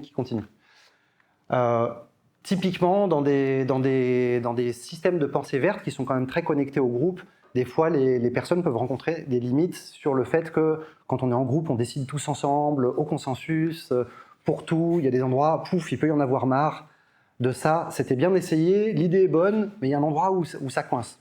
Voilà, c'est un des déclencheurs parmi plein d'autres. Mais du coup, bon évolutif, à un moment, vert ne nous suffit pas pour voir le monde. On a des prises de conscience qui font paf, on change de lunettes, et puis le monde devient. La valeur profonde est basée sur l'existence, le fait d'exister. La vie est absolument importante, et la vie est sa vie.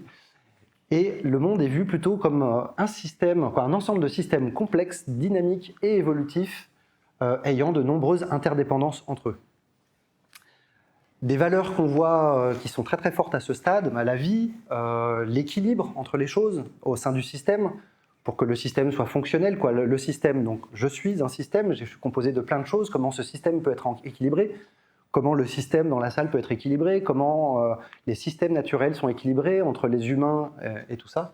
Donc ça rentre dans un monde de complexité qui est assez énorme à ce stade-là. des valeurs de pertinence, d'efficience, de pouvoir s'adapter. Au-delà du gagnant-gagnant qu'on avait en orange, ici c'est potentiellement plus du gagnant-gagnant-gagnant. Comment ça peut être gagnant pour moi et pour chacun d'entre nous, donc pour les jeux, comment ça peut être gagnant pour le nous, et comment ça peut être gagnant pour au-delà de nous, pour la société autour, pour la nature autour, et on peut amener ça sur le tout potentiellement au globe, et plus si vous avez envie. La pensée typique de ce stade-là, il y a vraiment une pensée complexe qui s'installe, des pensées systémiques, une pensée contextuelle. Je ne sais pas si certains d'entre vous, j'imagine en venant à Alternatiba, vous connaissez la permaculture. Alors il y a la permaculture de jardin, mais pas que. En permaculture, des fois, il y a un petit peu une confusion de personnes qui veulent faire des buts en permaculture. La butte, des fois c'est intéressant, des fois c'est pertinent, des fois pas du tout. Donc est-ce qu'on utilise des techniques et des approches qui sont adaptées au contexte ou pas? Donc ça peut faire partie de ce mode de pensée. Et puis aussi une pensée évolutive, et la spirale dynamique en elle-même comme modèle évolutif est typiquement une approche qui a été développée par une personne qui avait une pensée plutôt jaune. Au niveau des comportements, on rebascule quand même du coup plutôt sur le soi, même si, comme disait Johan, il y a un endroit où il y a une espèce de chemin d'intégration, de trouver des bons équilibres entre le je, le nous, le je, le nous, et de trouver le bon point d'équilibre. Et là, c'est plus exprimer le soi, mais jamais aux dépens des autres, pour que toute vie puisse continuer de manière naturelle et fonctionnelle. Donc à nouveau aussi une valeur de fonctionnalité. Des films type de pensée orange, on retrouve ça dans Invictus, on retrouve ça dans L'Incroyable Défi. Donc c'est quand même des systèmes, des manières de penser qui sont très récentes dans l'histoire de l'humanité. Même si ça a pu commencer, on a pu voir des prémices potentiellement déjà à l'époque du Club de Rome, où il y a eu des premiers systémiciens qui voyaient advenir la perspective orange à long terme et qui disaient « Ouh là là, ça ne marche pas !» Et ça a été, il y a de plus en plus de personnes qui viennent sur ce mode de conscience-là. C'est aussi un stade de conscience qui est un petit peu particulier parce qu'avant, en fait, on passe d'une manière de voir le monde à une autre, mais sans forcément de conscience du chemin qu'on a fait nous-mêmes. On n'est pas forcément conscient de nos bons évolutifs. Et là, à un moment, quand on prend conscience qu'il y a eu tout ce chemin, on peut se re-questionner, ok, mais qu'est-ce que j'ai appris de chaque endroit? Est-ce que je suis vraiment en paix avec chaque endroit? Est-ce que je ne tombe pas dans les pièges de chaque mode de fonctionnement? Et du coup, il y a un enjeu de réintégrer un petit peu tous les acquis qu'il y a eu précédents, potentiellement de manière plus consciente, plus apaisée. Et puis aussi, peut se développer une manière d'apprendre à composer avec cette diversité, parce qu'en fait, du coup, dans l'humanité, en fait, on a un petit peu toute cette palette de couleurs. Et comment on peut interagir avec ces personnes, s'organiser avec ces personnes. Et du coup, c'est plus complexe que si on était censé s'organiser tous en orange ou tous en bleu. Ça serait tellement simple quelque part. Mais non, la réalité, c'est qu'en fait, il y a cette complexité qui est présente. Oui, du coup, on a vraiment le soi qui juste était en émergence tout à l'heure au niveau du stade vert, donc qui a un peu préparé tout ça et qui là est vraiment beaucoup plus développé, que ce soit consciemment ou pas pour la personne, mais avec vraiment ce souci d'allier l'individuel et le collectif, le particulier et le général. Et dans tout ce que tu as évoqué aussi, le fait de faire avec cette famille humaine qui est si composite, si différenciée, et qui d'en faire une richesse plutôt que juste un problème qu'il faudrait résoudre, je ne sais pas, en légiférant ou en homogénéisant un petit peu toutes les choses. Et puis aussi, ça permet vraiment d'utiliser toute la richesse qu'on a en nous, parce qu'à des moments donnés, c'est bien d'aller chercher le rouge. Vous savez, le stade de pouvoir, on peut y aller vraiment sans retenue, parce que peut-être il faut vraiment se fâcher, parce que peut-être il y a quelqu'un qui a vraiment abusé dans une situation. Donc on peut vraiment commencer à jouer aussi avec tous ces stades de conscience qui sont en nous et qui deviennent des ressources, qui deviennent vraiment des choses dans lesquelles on peut aller puiser et qui va nous aider à avancer. Et puis c'est vraiment ce stade où le titre de cette semaine Alternatiba sur ces solutions locales pour des réponses globales, je crois, ou ça doit être à peu près quelque chose comme ça. On est constamment dans cette recherche-là du local et du global, dans ce que je vais faire là, localement ou individuellement. Quel impact ça va avoir pour le collectif? Peut-être juste mon village, mon quartier, ou peut-être la société, ou peut-être le monde. Donc on est constamment dans ce dialogue, dans cette recherche, dans cette tension créatrice entre le particulier et le global, le local et le global. Et ça, évidemment, ça change profondément tout, en fait, juste tout, à cet endroit-là. Yes. Pour faire le lien à nouveau avec les personnes qui viennent sur le festival Alternatiba, assez souvent, c'est des personnes qui peuvent avoir des résonances sur les systèmes de valeurs verts, sur les systèmes de valeurs jaunes.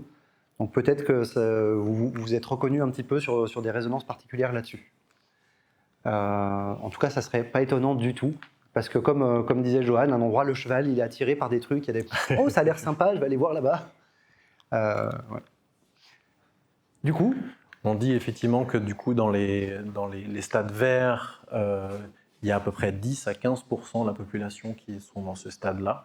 Et puis qu'après, quand on bascule dans le jaune et autres, on est à moins de 20%. Mais évidemment que tout ça, ça bouge, ça évolue. Il y aura de plus en plus de personnes qui seront verts, jaunes, etc., etc. Et tout ça, ça va profondément faire muter la société progressivement. Donc, si vous avez tenu jusque-là, peut-être vous avez envie de voir, mais concrètement, qu'est-ce qu'on peut faire de tout ça, puisque c'était notre teasing du début, qu'on ne va pas rester juste dans des grandes grilles de lecture et des grands projets. Alors ça, je ne vais pas le faire, qu'on a un peu pris de retard, et puis je voudrais surtout prendre plus de temps pour évoquer ça.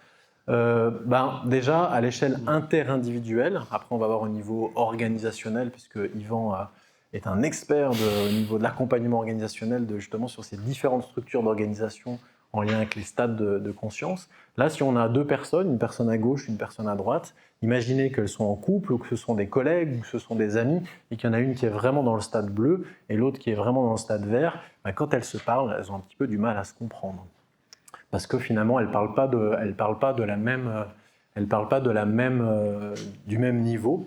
Et un peu par peut-être provocation, on va voir, parce que je vais faire quelque chose d'un peu caricatural, mais ce que moi j'ai trouvé très intéressant, c'est pendant la crise Covid, à quel point ces choses-là ont complètement été révélées. Dans notre propre société, on peut le voir dans des sociétés, des cultures différentes, on peut voir assez facilement ces différents stades de conscience, mais dans notre propre société, finalement, ces stades de conscience se sont révélés très très forts.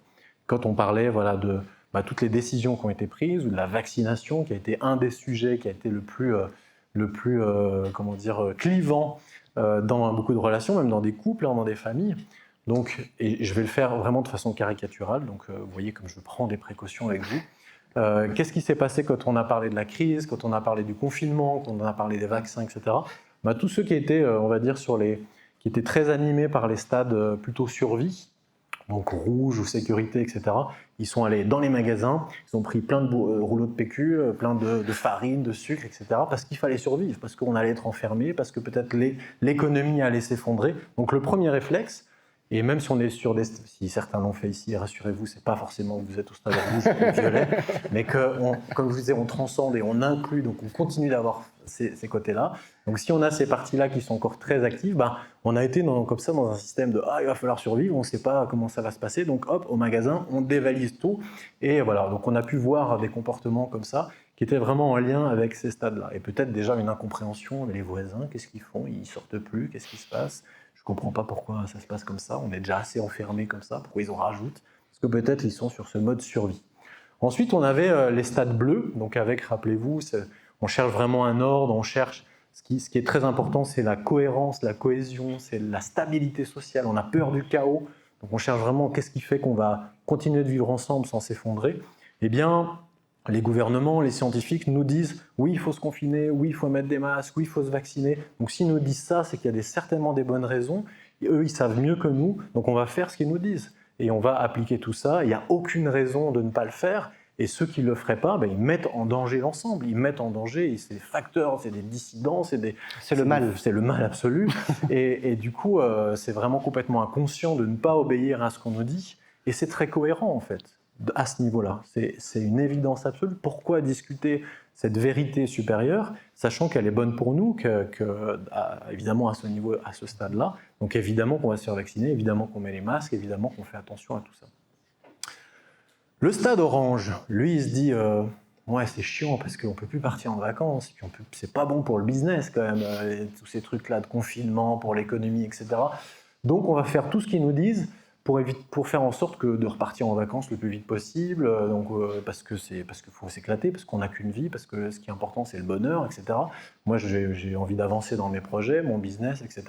Donc voilà, cette idée un peu de se conformer pour pouvoir continuer à kiffer la life et à avancer un petit peu dans ce qui est vraiment important pour soi. Ça c'est le stade orange. De nouveau, s'il y en a dans la salle, ça ne veut pas dire que vous êtes qu'à cet endroit-là, et ça ne veut pas dire que c'est mal, c'est juste pour comprendre la logique et la cohérence de chacun de ces niveaux-là. Et encore une fois, que quand on se rencontre à des stades différents, on se dit « mais t'es con quoi, pourquoi tu fais ça, c'est pas possible, t'as pas le droit, c'est pas bien, tu crois que tu fais ça pour les autres, mais en fait tu fais ça pour toi, t'es qu'un sale égoïste ». Et ça commence à castagner. Le stade vert, tu as dit pensée relativiste. Ouais, les scientifiques ils disent ça, mais c'est qu'un point de vue, il y a aussi d'autres points de vue, et puis en plus ils ne sont pas tous d'accord, puis moi je pense que la science c'est pas une religion, et c'est important qu'il y ait de la différenciation, tout ça. Donc voilà, et puis le confinement, excuse-moi, moi je pense que ce qui est important, c'est pas que la santé physique, c'est aussi la santé relationnelle et émotionnelle. Donc de nous confiner, nous interdire de nous réunir, nous interdire les meetings politiques, nous interdire d'être présents aux enterrements, mettre des masques aux mamans quand elles viennent d'accoucher, toutes ces choses-là, nous interdire d'aller nous promener dans la nature. En France, c'était comme ça, pour nous ressourcer, alors que c'est justement ça, le soleil, tout ça, la santé naturelle qui nous ferait du bien. Moi, je pense que c'est des grosses conneries. Donc, en fait, allez vous faire foutre avec votre confinement, et moi, je vais faire autrement, et voilà, etc. Évidemment que si vous avez un bleu en face de vous, tu dis, mais tu es fou, tu es inconscient, tu es complètement égoïste, c'est pas possible de faire ça, ils nous disent de faire ça, eux, ils savent, toi, quelles sont tes sources, etc., etc. Et le jaune, idéalement le jaune, eh ben, comme tu l'as évoqué Yvan, en fait lui il a une compréhension vraiment globale des choses. Déjà c'est compliqué parce qu'il comprend un peu tout le monde déjà. Il comprend en fait la logique et la pertinence en fait de chacun de ces niveaux. Et il voit aussi peut-être en fait que chaque crise, et cette crise-là comme toutes les autres, c'est une opportunité de transformation et qu'en fait ça révèle beaucoup de choses cette crise-là. Ça révèle le rapport de l'humain au vivant, le rapport de l'humain à la nature, ça rappelle vraiment cette dimension de l'économie qui écrase tout, peut-être de cette crise politique aussi qui est juste pas possible. Donc il y a cette vision vraiment méta et vraiment de l'opportunité que ça peut être cette crise de se transformer collectivement et de fonctionner autrement. Et peut-être le jaune un peu avec le vert à rêver du monde d'après en se disant bon après le confinement tout ça on va pas repartir comme des fous furieux à reprendre l'avion, à consommer, etc. etc. Bon, finalement, on a peut-être besoin encore d'autres crises, c'est pas comme ça que ça s'est passé. Mais vous voyez, il a cette vision un peu plus globale et vraiment cette capacité de comprendre en fait chacun des niveaux. Et la spirale dynamique, tu l'as évoqué, hein, toi aussi à un titre personnel, et moi je partage tout à fait ça, à quel point ça aide vraiment à une forme de, on pourrait dire, de compréhension aimante, c'est-à-dire que le fait d'avoir des clés comme ça, de se dire, mais en fait, il est comme ça, pas parce qu'il est con, pas du tout, c'est pas parce qu'il n'est pas d'accord avec moi que c'est un imbécile. En fait, c'est logique. C'est un niveau de conscience. Si je vois le monde effectivement comme, en fait, nous on ne sait pas trop, il y a des gens qui savent et ils nous veulent du bien et du coup, il faut faire ce qu'ils nous disent, c'est tout à fait cohérent, c'est tout à fait logique. Et à un autre niveau, ça peut tout à fait ne pas être du tout cohérent et pas du tout logique et surtout à ne pas faire. Donc voilà, ça c'est intéressant dans les relations interindividuelles et ça se passe aussi à plein de niveaux, ça peut se passer dans le monde du travail, ça aide à comprendre. Petite anecdote, les deux élèves que tu as évoqués de Graves, ouais. donc Beck et Cohen, ils ont beaucoup utilisé ça dans les entreprises, mais aussi en Afrique du Sud. Leurs premiers travaux, ça a été en Afrique du Sud, pour aider sortir de la fin de l'apartheid, ouais. pour aider à comprendre entre les communautés qui se déchiraient depuis des décennies, pour vraiment arriver à communiquer, à faire du lien. Ils ont vraiment utilisé ce modèle-là pour justement arriver à faire du lien et à se comprendre et à sortir de ces incompréhensions. Et ça a été utilisé aussi dans des quartiers où il y avait des difficultés, etc. Donc voilà, déjà au niveau interindividuel, on pourrait encore une fois évidemment développer, mais c'est qu'il y a vraiment quelque chose qui peut aider très concrètement dans le lien et dans les discussions au quotidien. Yes, merci. Donc c'est effectivement une grille de lecture qu'on peut utiliser de soi à soi, et j'imagine en tant qu'accompagnement de personnes, potentiellement ça t'aide à capter où est l'autre personne, à proposer des choses qui sont en lien. Dans les relations, ça peut nous aider un petit peu à comprendre qu'est-ce qui est en train de se jouer et à s'ajuster aussi avec les autres. Donc typiquement, quand sur des manières de voir le monde jaune, il y a vraiment une tentative d'apprendre à s'adapter, à s'ajuster, à interagir d'une manière qui soit la plus fonctionnelle possible, la plus aimante possible quelque part, avec des personnes qui sont à différents stades de conscience.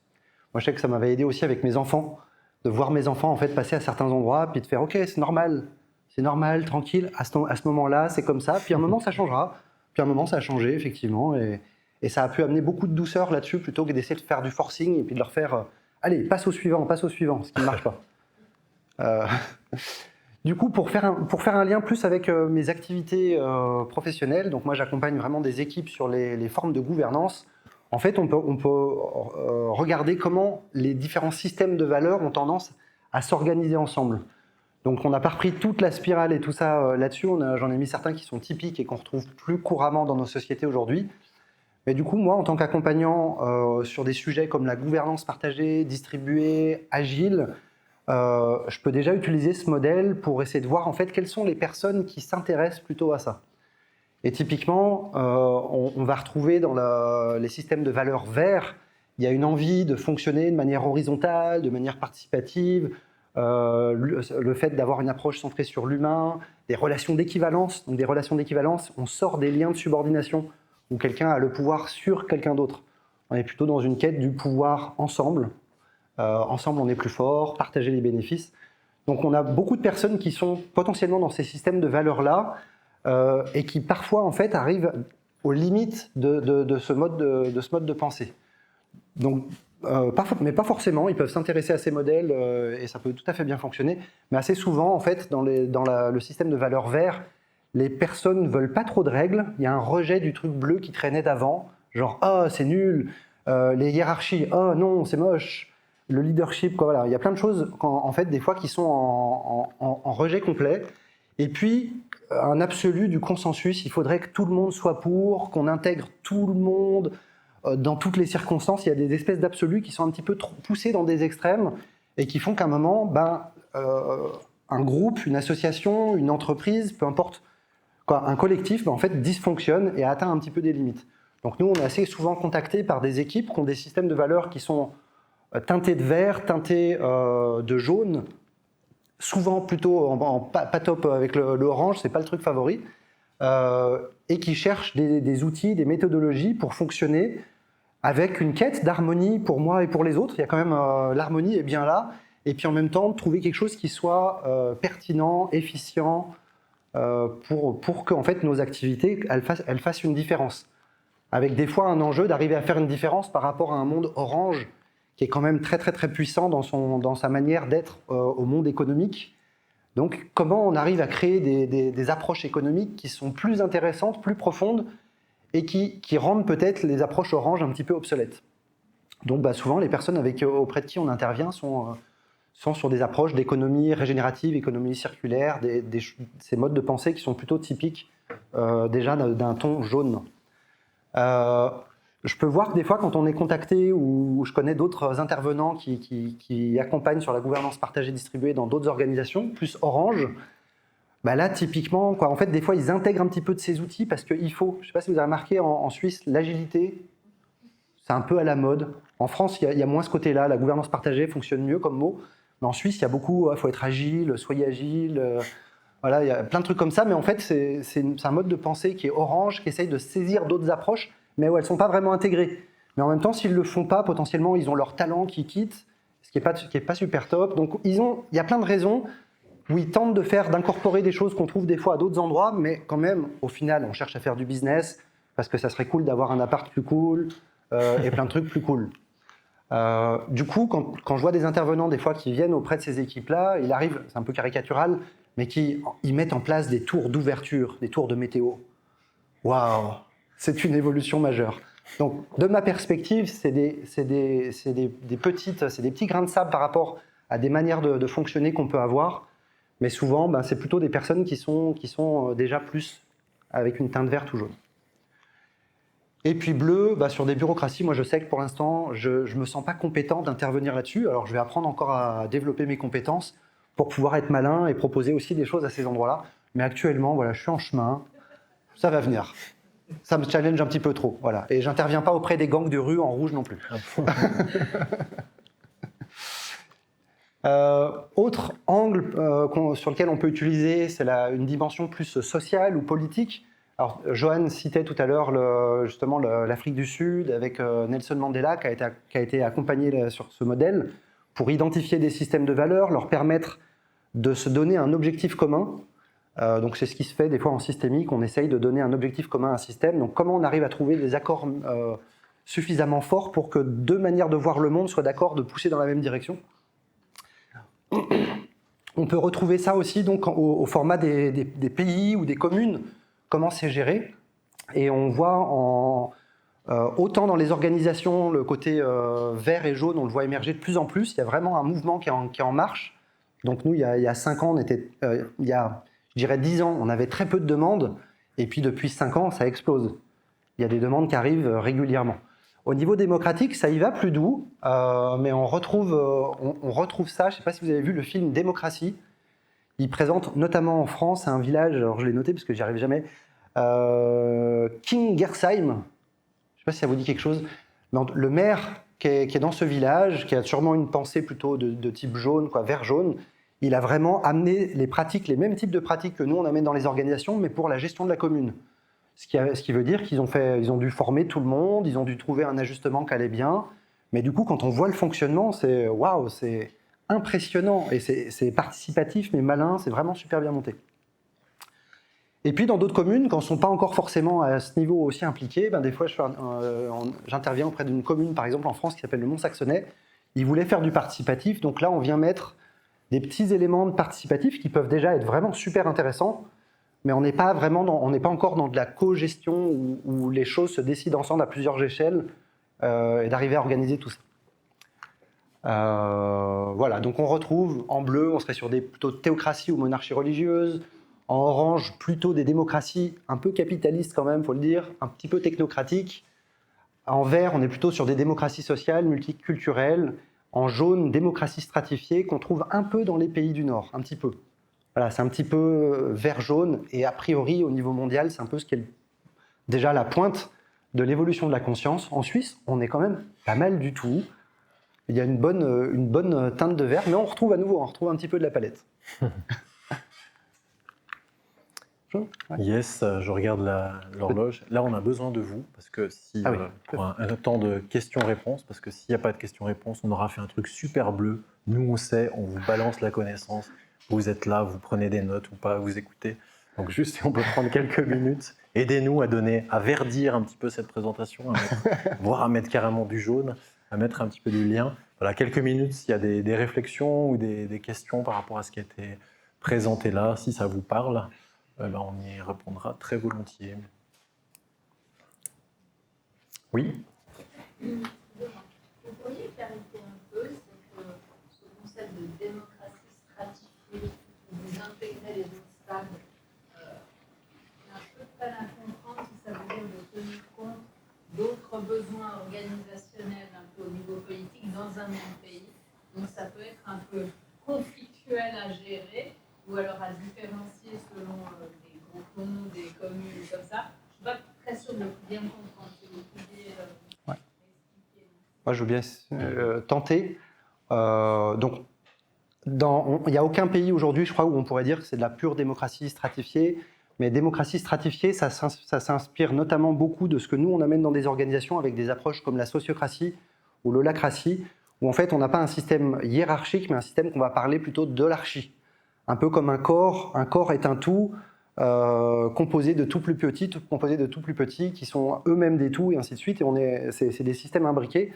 Et du coup, en fait, on a des cercles qui s'occupent de la gestion méta générale du pays, des cercles qui sont peut-être des fois sur des thématiques ou des zones locales, avec des systèmes de communication de double lien pour s'assurer que les besoins méta soient répondus, mais aussi que les besoins plus spécifiques de certains endroits, genre j'ai faim, ah oui, il faut manger, okay, que les informations circulent dans les deux sens et que le méta puisse demander des ajustements au plus précis et le précis puisse demander des ajustements au plus grand. Et assez souvent, c'est des systèmes qui sont organisés avec des cercles avec pas énormément de personnes. Le plus souvent, on est sur des cercles de 12 personnes, des fois un petit peu plus. Mais le plus typique, c'est une douzaine de personnes à différentes échelles. Voilà. Et le côté intégration des différents niveaux, ça, c'est un grand défi. À nouveau, ça fait partie des choses sur lesquelles je suis en chemin. J'aimerais bien amener des réponses comme ça. Moi, je vois qu'il y a plein de niveaux que j'arrive à réintégrer aujourd'hui dans ma manière d'accompagner et d'intervenir auprès des personnes. Et j'ai encore pas mal de petits boulots à faire sur le rouge qui me met un petit peu en... Voilà. Mais ça, c'est typique des restes, des morceaux de verre de chez moi qui n'ont pas complètement fini. Et vert et rouge, c'est très électrique. Rouge mange du verre au petit déjeuner, je crois. Il y a une expression comme ça. En tout cas, par rapport à cette question, c'est vrai qu'au niveau politique, c'est vraiment des choses qui restent à construire. En Suisse, il Il y a Politique intégrale qui est inspiré notamment par les travaux de Ken Wilber, qui cherche justement des modalités et qui travaille depuis plusieurs années maintenant sur justement inventer des fonctionnements, des modèles politiques par rapport à ça. Et c'est un super sujet. Ce qu'on peut évoquer, c'est comme à l'échelle déjà familiale, on voit déjà que c'est difficile parce qu'on a tous les stades de conscience. Si vous avez un nourrisson, un enfant, un ado, un adulte, puis peut-être quelqu'un qui veut méditer, tout ça sous le même toit ou en vacances dans une caravane, là on cherche à faire de la démocratie stratifiée à 4, 5 ou 6, et c'est déjà inventé à l'échelle locale pour le coup. C'est comment on fait pour que chacun, dans ses stades de conscience et spécificités légitimes, peut vivre ensemble. Donc on voit que c'est déjà compliqué à 5 ou 6, je ne sais pas pour vous, si vous avez des modèles, je suis preneur aussi, mais du coup à plusieurs millions dans un même pays, évidemment que c'est encore à inventer ensemble. Mais c'est bien, ça donne du challenge pour le coup. Yes. Alors, madame, et puis après monsieur. Ça marche. C'est vraiment pour rebondir sur ce que vous dites, quand on a des niveaux de conscience qui sont différents, comment se rapporter au mieux avec les personnes qui ont ce niveau de conscience différent? Est-ce qu'on va essayer de parler au niveau de conscience qui est le sien? Est-ce qu'on va essayer de lui faire comprendre notre niveau de conscience? Quelle est la stratégie qui fonctionne le mieux? Ouais. Bon, oui, c'est pas un modèle magique ce qu'on vous dit là, hein, d'accord, ça résout pas tout. Ce qui est évoqué dans ce modèle-là, et je crois que c'est assez juste, c'est que les modèles supérieurs peuvent, supérieurs dans le sens plus développé, hein, pas supérieurs au niveau hiérarchique, peuvent comprendre ceux d'avant parce qu'on est passé par là, mais pas l'inverse. Donc, essayer de dire, essayer de comprendre mon niveau, si c'est juste un stade de plus, oui, mais si c'est 2, 3, pour le coup, ça peut aider à arrêter de s'évertuer, à dire mais comprends mon niveau jaune, toi espèce de rouge, ça c'est pas spécialement jouable. Par contre, effectivement, c'est comme ce qu'on fait un peu en analyse transactionnelle ou autre. C'est vraiment un outil de communication, mais pas que, qui aide vraiment à essayer de comprendre que l'autre il fait pas ça juste pour nous embêter ou parce qu'il est bête, parce que c'est vraiment logique et cohérent. Donc ça aide vraiment pour le lien et ça facilite. Et après, voilà, il reste effectivement, comme on l'a évoqué avec la question d'avant, à inventer des modèles pour vraiment un peu systématiser et vivre ensemble sur cette base-là. Ouais. Et peut-être pour compléter, j'ai suivi une formation d'une approche qui s'appelle Value Match, qui était un des deux, alors je ne sais plus si ça vient de Don Beck ou de Christopher Cowan, un des deux élèves de Chris Grave. Et dans des stratégies qu'il proposait, il proposait d'avoir des interventions avec des objectifs multiniveaux. Genre, ça répond à une problématique jaune, mais ça répond aussi à une problématique verte dans le paquet. Et donc, on traite quelque chose au niveau systémique, mais qui amène de l'harmonie pour ceux qui en ont besoin, qui amène un angle de réussite pour ceux qui en ont besoin, qui amène suffisamment de règles pour ceux qui en ont besoin, qui amène suffisamment d'autonomie et je fais un peu ce que je veux pour ceux qui en ont besoin et puis j'ai des succès immédiats, et de la tribu, et du coup quand même qu'on mange et qu'on puisse dormir, se reposer, tout ça. Et ils arrivent à composer, alors voilà, hein, pour moi c'est encore des maîtres, à nouveau je suis vraiment en chemin, mais ils arrivent à composer des stratégies d'intervention qui répondent multiniveaux. Ça demande d'être particulièrement malin, de bien comprendre ces modèles-là. Alors il y avait Mario, pardon. Oui, c'était juste pour amener quelque chose au niveau de la démocratie stratifiée. Moi, ça me fait penser à Burzug, en fait. Parce que dans le système de la santé, il y a quelque chose qui est dans le bleu. Il faut être en fait dans l'orange parce qu'il faut être compétitif. Et en même temps, ils ont amené une révolution majeure en 90 et ils sont devenus une entreprise formatrice où ils inspirent d'autres systèmes de santé basés sur l'organisation. On parle de Frédéric Laloux, donc ça me fait penser à ça pour la politique. Il faut lire ce livre du coup. Yes, merci. Donc peut-être que tout le monde ne connaît pas Burzorg. Donc Frédéric Laloux a écrit un livre en 2015 qui parle un petit peu de l'émergence de ces nouvelles formes d'organisation. Des gens qui ne se connaissent pas, qui n'ont pas fait des formations les mêmes sur de la sociocratie, de l'holacratie, tout ça, mais spontanément, il y a des choses qui ont émergé et se sont auto-organisées d'une certaine manière. Et Burzorg, qui justement sortait d'un monde du soin qui était centré sur de l'orange, avec des soins minutés, tout est optimisé, tout est calculé aux petits oignons hein, pour que ce soit un business qui fonctionne bien. Et ça a été un développement. Historiquement, à nouveau, ça a été potentiellement une chouette évolution. Et eux, ils sont sortis sur une manière de penser différente. Ils ont créé une première équipe de 12 personnes. Ils calculent pas, ils minutent pas les choses, ils vont voir les gens, ils vont voir les proches, Ils permettent aux gens de rester plus à la maison, donc c'est plutôt de l'accompagnement du soin aux personnes âgées. Et ils font tout à l'envers par rapport à des entreprises Orange. Donc comment ça peut être rentable? Ils ont réussi à ce que ça soit rentable. L'entreprise a grandi en quelques années, elle est passée d'une équipe de 12 à 2 équipes de 12, à 3, à 1, jusqu'à 9000. J'avais un chiffre de 9000, mais peut-être qu'aujourd'hui c'est même 12 000 personnes. Et ils ont vidé toutes les entreprises Orange Business du soin pour les personnes anciennes aux Pays-Bas. Les soignants sont contents, les patients sont contents, et ils ont fait 30% d'économie à la sécurité sociale hollandaise. POC. C'est une entreprise parmi vraiment les plus inspirantes dans ces nouveaux modes d'organisation. Et ça, c'est vraiment merci pour la question, c'est vraiment un bouquin à lire parce qu'il fait vraiment le lien avec ce qu'on a évoqué aujourd'hui et des choses très concrètes dans le monde de l'entreprise et des choses qui marchent. Et le bouquin de Lalou, c'est vrai qu'il a fait beaucoup de bruit par rapport à ça, et a raison, parce qu'il a fait vraiment une recherche passionnante, faire ce lien avec le travail de Wilber, le travail des stades de la spirale dynamique et des fonctionnements très concrets d'entreprise. On peut prendre encore une question, et après, je crois qu'on doit libérer la salle. Ouais, je pense qu'à un moment, il faudra ça. Allez-y. Alors, merci pour toutes ces informations. Si on entend le discours, c'est plutôt quelque part rassurant parce qu'on se dit qu'on va passer automatiquement vers les stades plutôt verts et jaunes. Tout le monde, en fait, on ressent c'est l'évolution naturelle de chaque personne et donc de la société. Donc, quelque part, pour le sujet qui nous amène potentiellement tous ici, à savoir l'urgence climatique, l'urgence écologique au sens plus large, tant mieux, c'est quelque part ça va se résoudre, mais il y a quand même une petite notion de temps.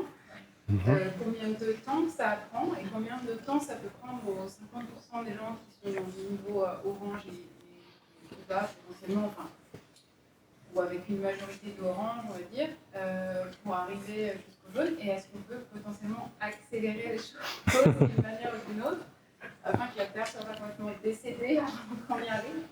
Et là, on entend tous le tic-tac, tic-tac, tic-tac, la course contre la montre. C'est vrai que c'est peut-être, du coup, on peut faire le lien avec une des limites de ce modèle-là. C'est qu'à la fois, effectivement, ça donne une perspective. Effectivement, c'est comme si le maître dans la calèche, il est comme un aimant qui attire et qui invite effectivement au stade de développement. Donc, ça donne le fait qu'il y ait des individus qui arrivent là, ça préfigure de ce qu'en tant que société, on peut devenir. Donc, à ce sens-là, je trouve que ce modèle est très, très optimiste, mais il n'y a aucune garantie. Il peut y avoir des collapses, il peut y avoir des effondrements, parce que c'est vraiment en lien, c'est aussi en lien avec ce qui se passe dans le monde. Donc, j'aime bien, Wilber, il dit que finalement, ces théories-là, ces idées-là, elles sont psychoactives. Par exemple, un des moyens, justement, d'accélérer tout ça, c'est de faire connaître tout ça, parce que le fait déjà de le comprendre, de pouvoir l'intégrer dans ses pratiques, d'avoir envie d'en parler avec les collègues, de changer, transformer dans le quartier. Nous, dans notre village à Charlie, pas très loin d'ici, on est aussi là-dedans, dans cette nouvelle gouvernance. On fait beaucoup de choses comme ça pour être dans cette transition-là. Donc, plus il y aura d'individus qui ont ces clés-là, ça va accélérer. Mais c'est vrai que l'urgence, elle est réelle, et il n'y a aucune garantie que forcément on arrive dans ces stades ultérieurs. Potentiellement, ils sont là, mais on n'a pas forcément ces garanties. Ouais. Pour rebondir là-dessus, je pense effectivement dans le temps imparti qu'on ne va pas amener tout le monde à des stades de conscience jaunes, mais potentiellement le fait d'en parler, c'est vraiment... Moi je sais que c'est un modèle, quand je l'ai découvert, pouf, ça c'est venu me chambouler, ça me fait travailler, et encore maintenant il me fait travailler. Peut-être ce qu'on n'a pas dit, on a parlé tout à l'heure de Orange, et c'est 50% d'influence, mais de plus en plus de personnes basculent en vert, de plus en plus de personnes en vert basculent en jaune. Et jaune, je crois qu'il était estimé il y a quelques années à 1% de la population, mais à 5% d'influence. Imaginez à 2% ou à 3% ou à 4% en fait, à un moment. Et puis c'est tous des pourcentages qu'on retire à Orange, qui techniquement est une bonne part de la cause de ce qui nous arrive aujourd'hui, et qui est en train de nous faire changer les conditions de vie. Donc ce modèle nous invite, en fait, à un moment, on change de manière de penser les choses en fonction de nos conditions de vie. Il y a plus en plus de personnes, je pense, qui se rendent compte que des fois, il fait un peu plus chaud l'été. Des trucs comme ça, et ça peut accélérer un moment des prises de conscience et de faire « ouais, il y a un truc à changer ». Et puis, ça me fait penser à un autre livre qui est vraiment typique de la pensée jaune, c'est un livre de Donella Meadows, qui faisait partie des personnes qui ont écrit dans le Club de Rome. Elle a sorti un livre qui s'appelle « Vers une pensée systémique », et elle parle de leviers d'intervention, comment on peut apprendre à avoir des leviers d'intervention stratégiques pertinents pour faire évoluer les systèmes. Elle en présente un certain nombre, et dans les derniers, il y a le fait d'aider des personnes à changer de paradigme, et en fait, chaque niveau de conscience est un paradigme, et plus fort encore, c'est de leur amener une grille de lecture multiparadigmatique, la spirale dynamique, et qui n'est pas forcément le plus facile à amener, mais qui peut produire des changements de conscience. Donc il y a un côté, c'est vraiment des modèles, c'est un petit peu une graine qui est plantée, puis après, pouf, il y a le truc, ça vous chamboule de l'intérieur, parfois. En tout cas, moi, ça m'a fait ça. Donc il y a vraiment ces nouveaux modèles, des nouvelles pratiques à plein d'échelles, au niveau politique, au niveau organisationnel, et c'est ça qui va accélérer les choses, et on verra à l'avenir comment ça tourne, cette histoire-là. Yes. Peut-être c'est le temps navré pour les questions qu'on n'a pas pu prendre. On peut volontiers. On peut toujours répondre à des questions encore dehors. Voilà, dehors volontiers, mais on doit libérer la salle dans quelques minutes. Yes. Peut-être aussi ouais. continuer, comme c'est pas suffisamment grand ici, on vous le met encore ici. Vous avez compris que je sors un bouquin début octobre. C'est vraiment un ouvrage où je développe particulièrement la métaphore de la calèche, où vraiment on explore chacune de ces dimensions-là, comment ça joue, justement quand tout ce processus de transcender, inclure ne fonctionne pas suffisamment bien, qu'est-ce que ça implique comme difficulté à l'échelle individuelle, à l'échelle collective. Une des limites de la métaphore de la calèche, c'est qu'elle est très centrée sur l'individu. Donc j'explore aussi c'est quoi la métaphore, la calèche collective, le corps collectif, le psychisme collectif, est-ce qu'il y a un soi collectif? Donc j'explore un petit peu tout ça, il y a beaucoup d'exercices, de méditation, des choses aussi à télécharger, donc n'hésitez pas, je suis très heureux qu'ils sortent, j'aurais bien aimé l'avoir ici, mais voilà, par rapport à ça. J'en profite par rapport à ça. En fait, Johan fait partie des rares personnes que je connaisse qui s'intéressent à l'approche intégrale de Ken Wilber, à la psychologie intégrale. Il y a des ouvrages qui existent en anglais. Moi, je ne lis pas bien l'anglais. Et du coup, merci de ramener un petit peu de ces éclairages de Ken Wilber et autres, et toutes les explorations que tu fais, et de pouvoir nous amener des livres en français, tout bien. Merci, merci. Merci pour votre participation. On a eu bien du plaisir. En tout cas, voilà, moi j'ai adoré partager ça avec vous. Voilà, je vois qu'il y en a qui applaudissent en mode silencieux. Et puis du coup, on est à votre disposition si vous avez des questions dehors dans quand même 5 minutes pour laisser la salle disponible pour la conférence suivante. Merci beaucoup. Merci à vous. Bonne soirée. Merci beaucoup.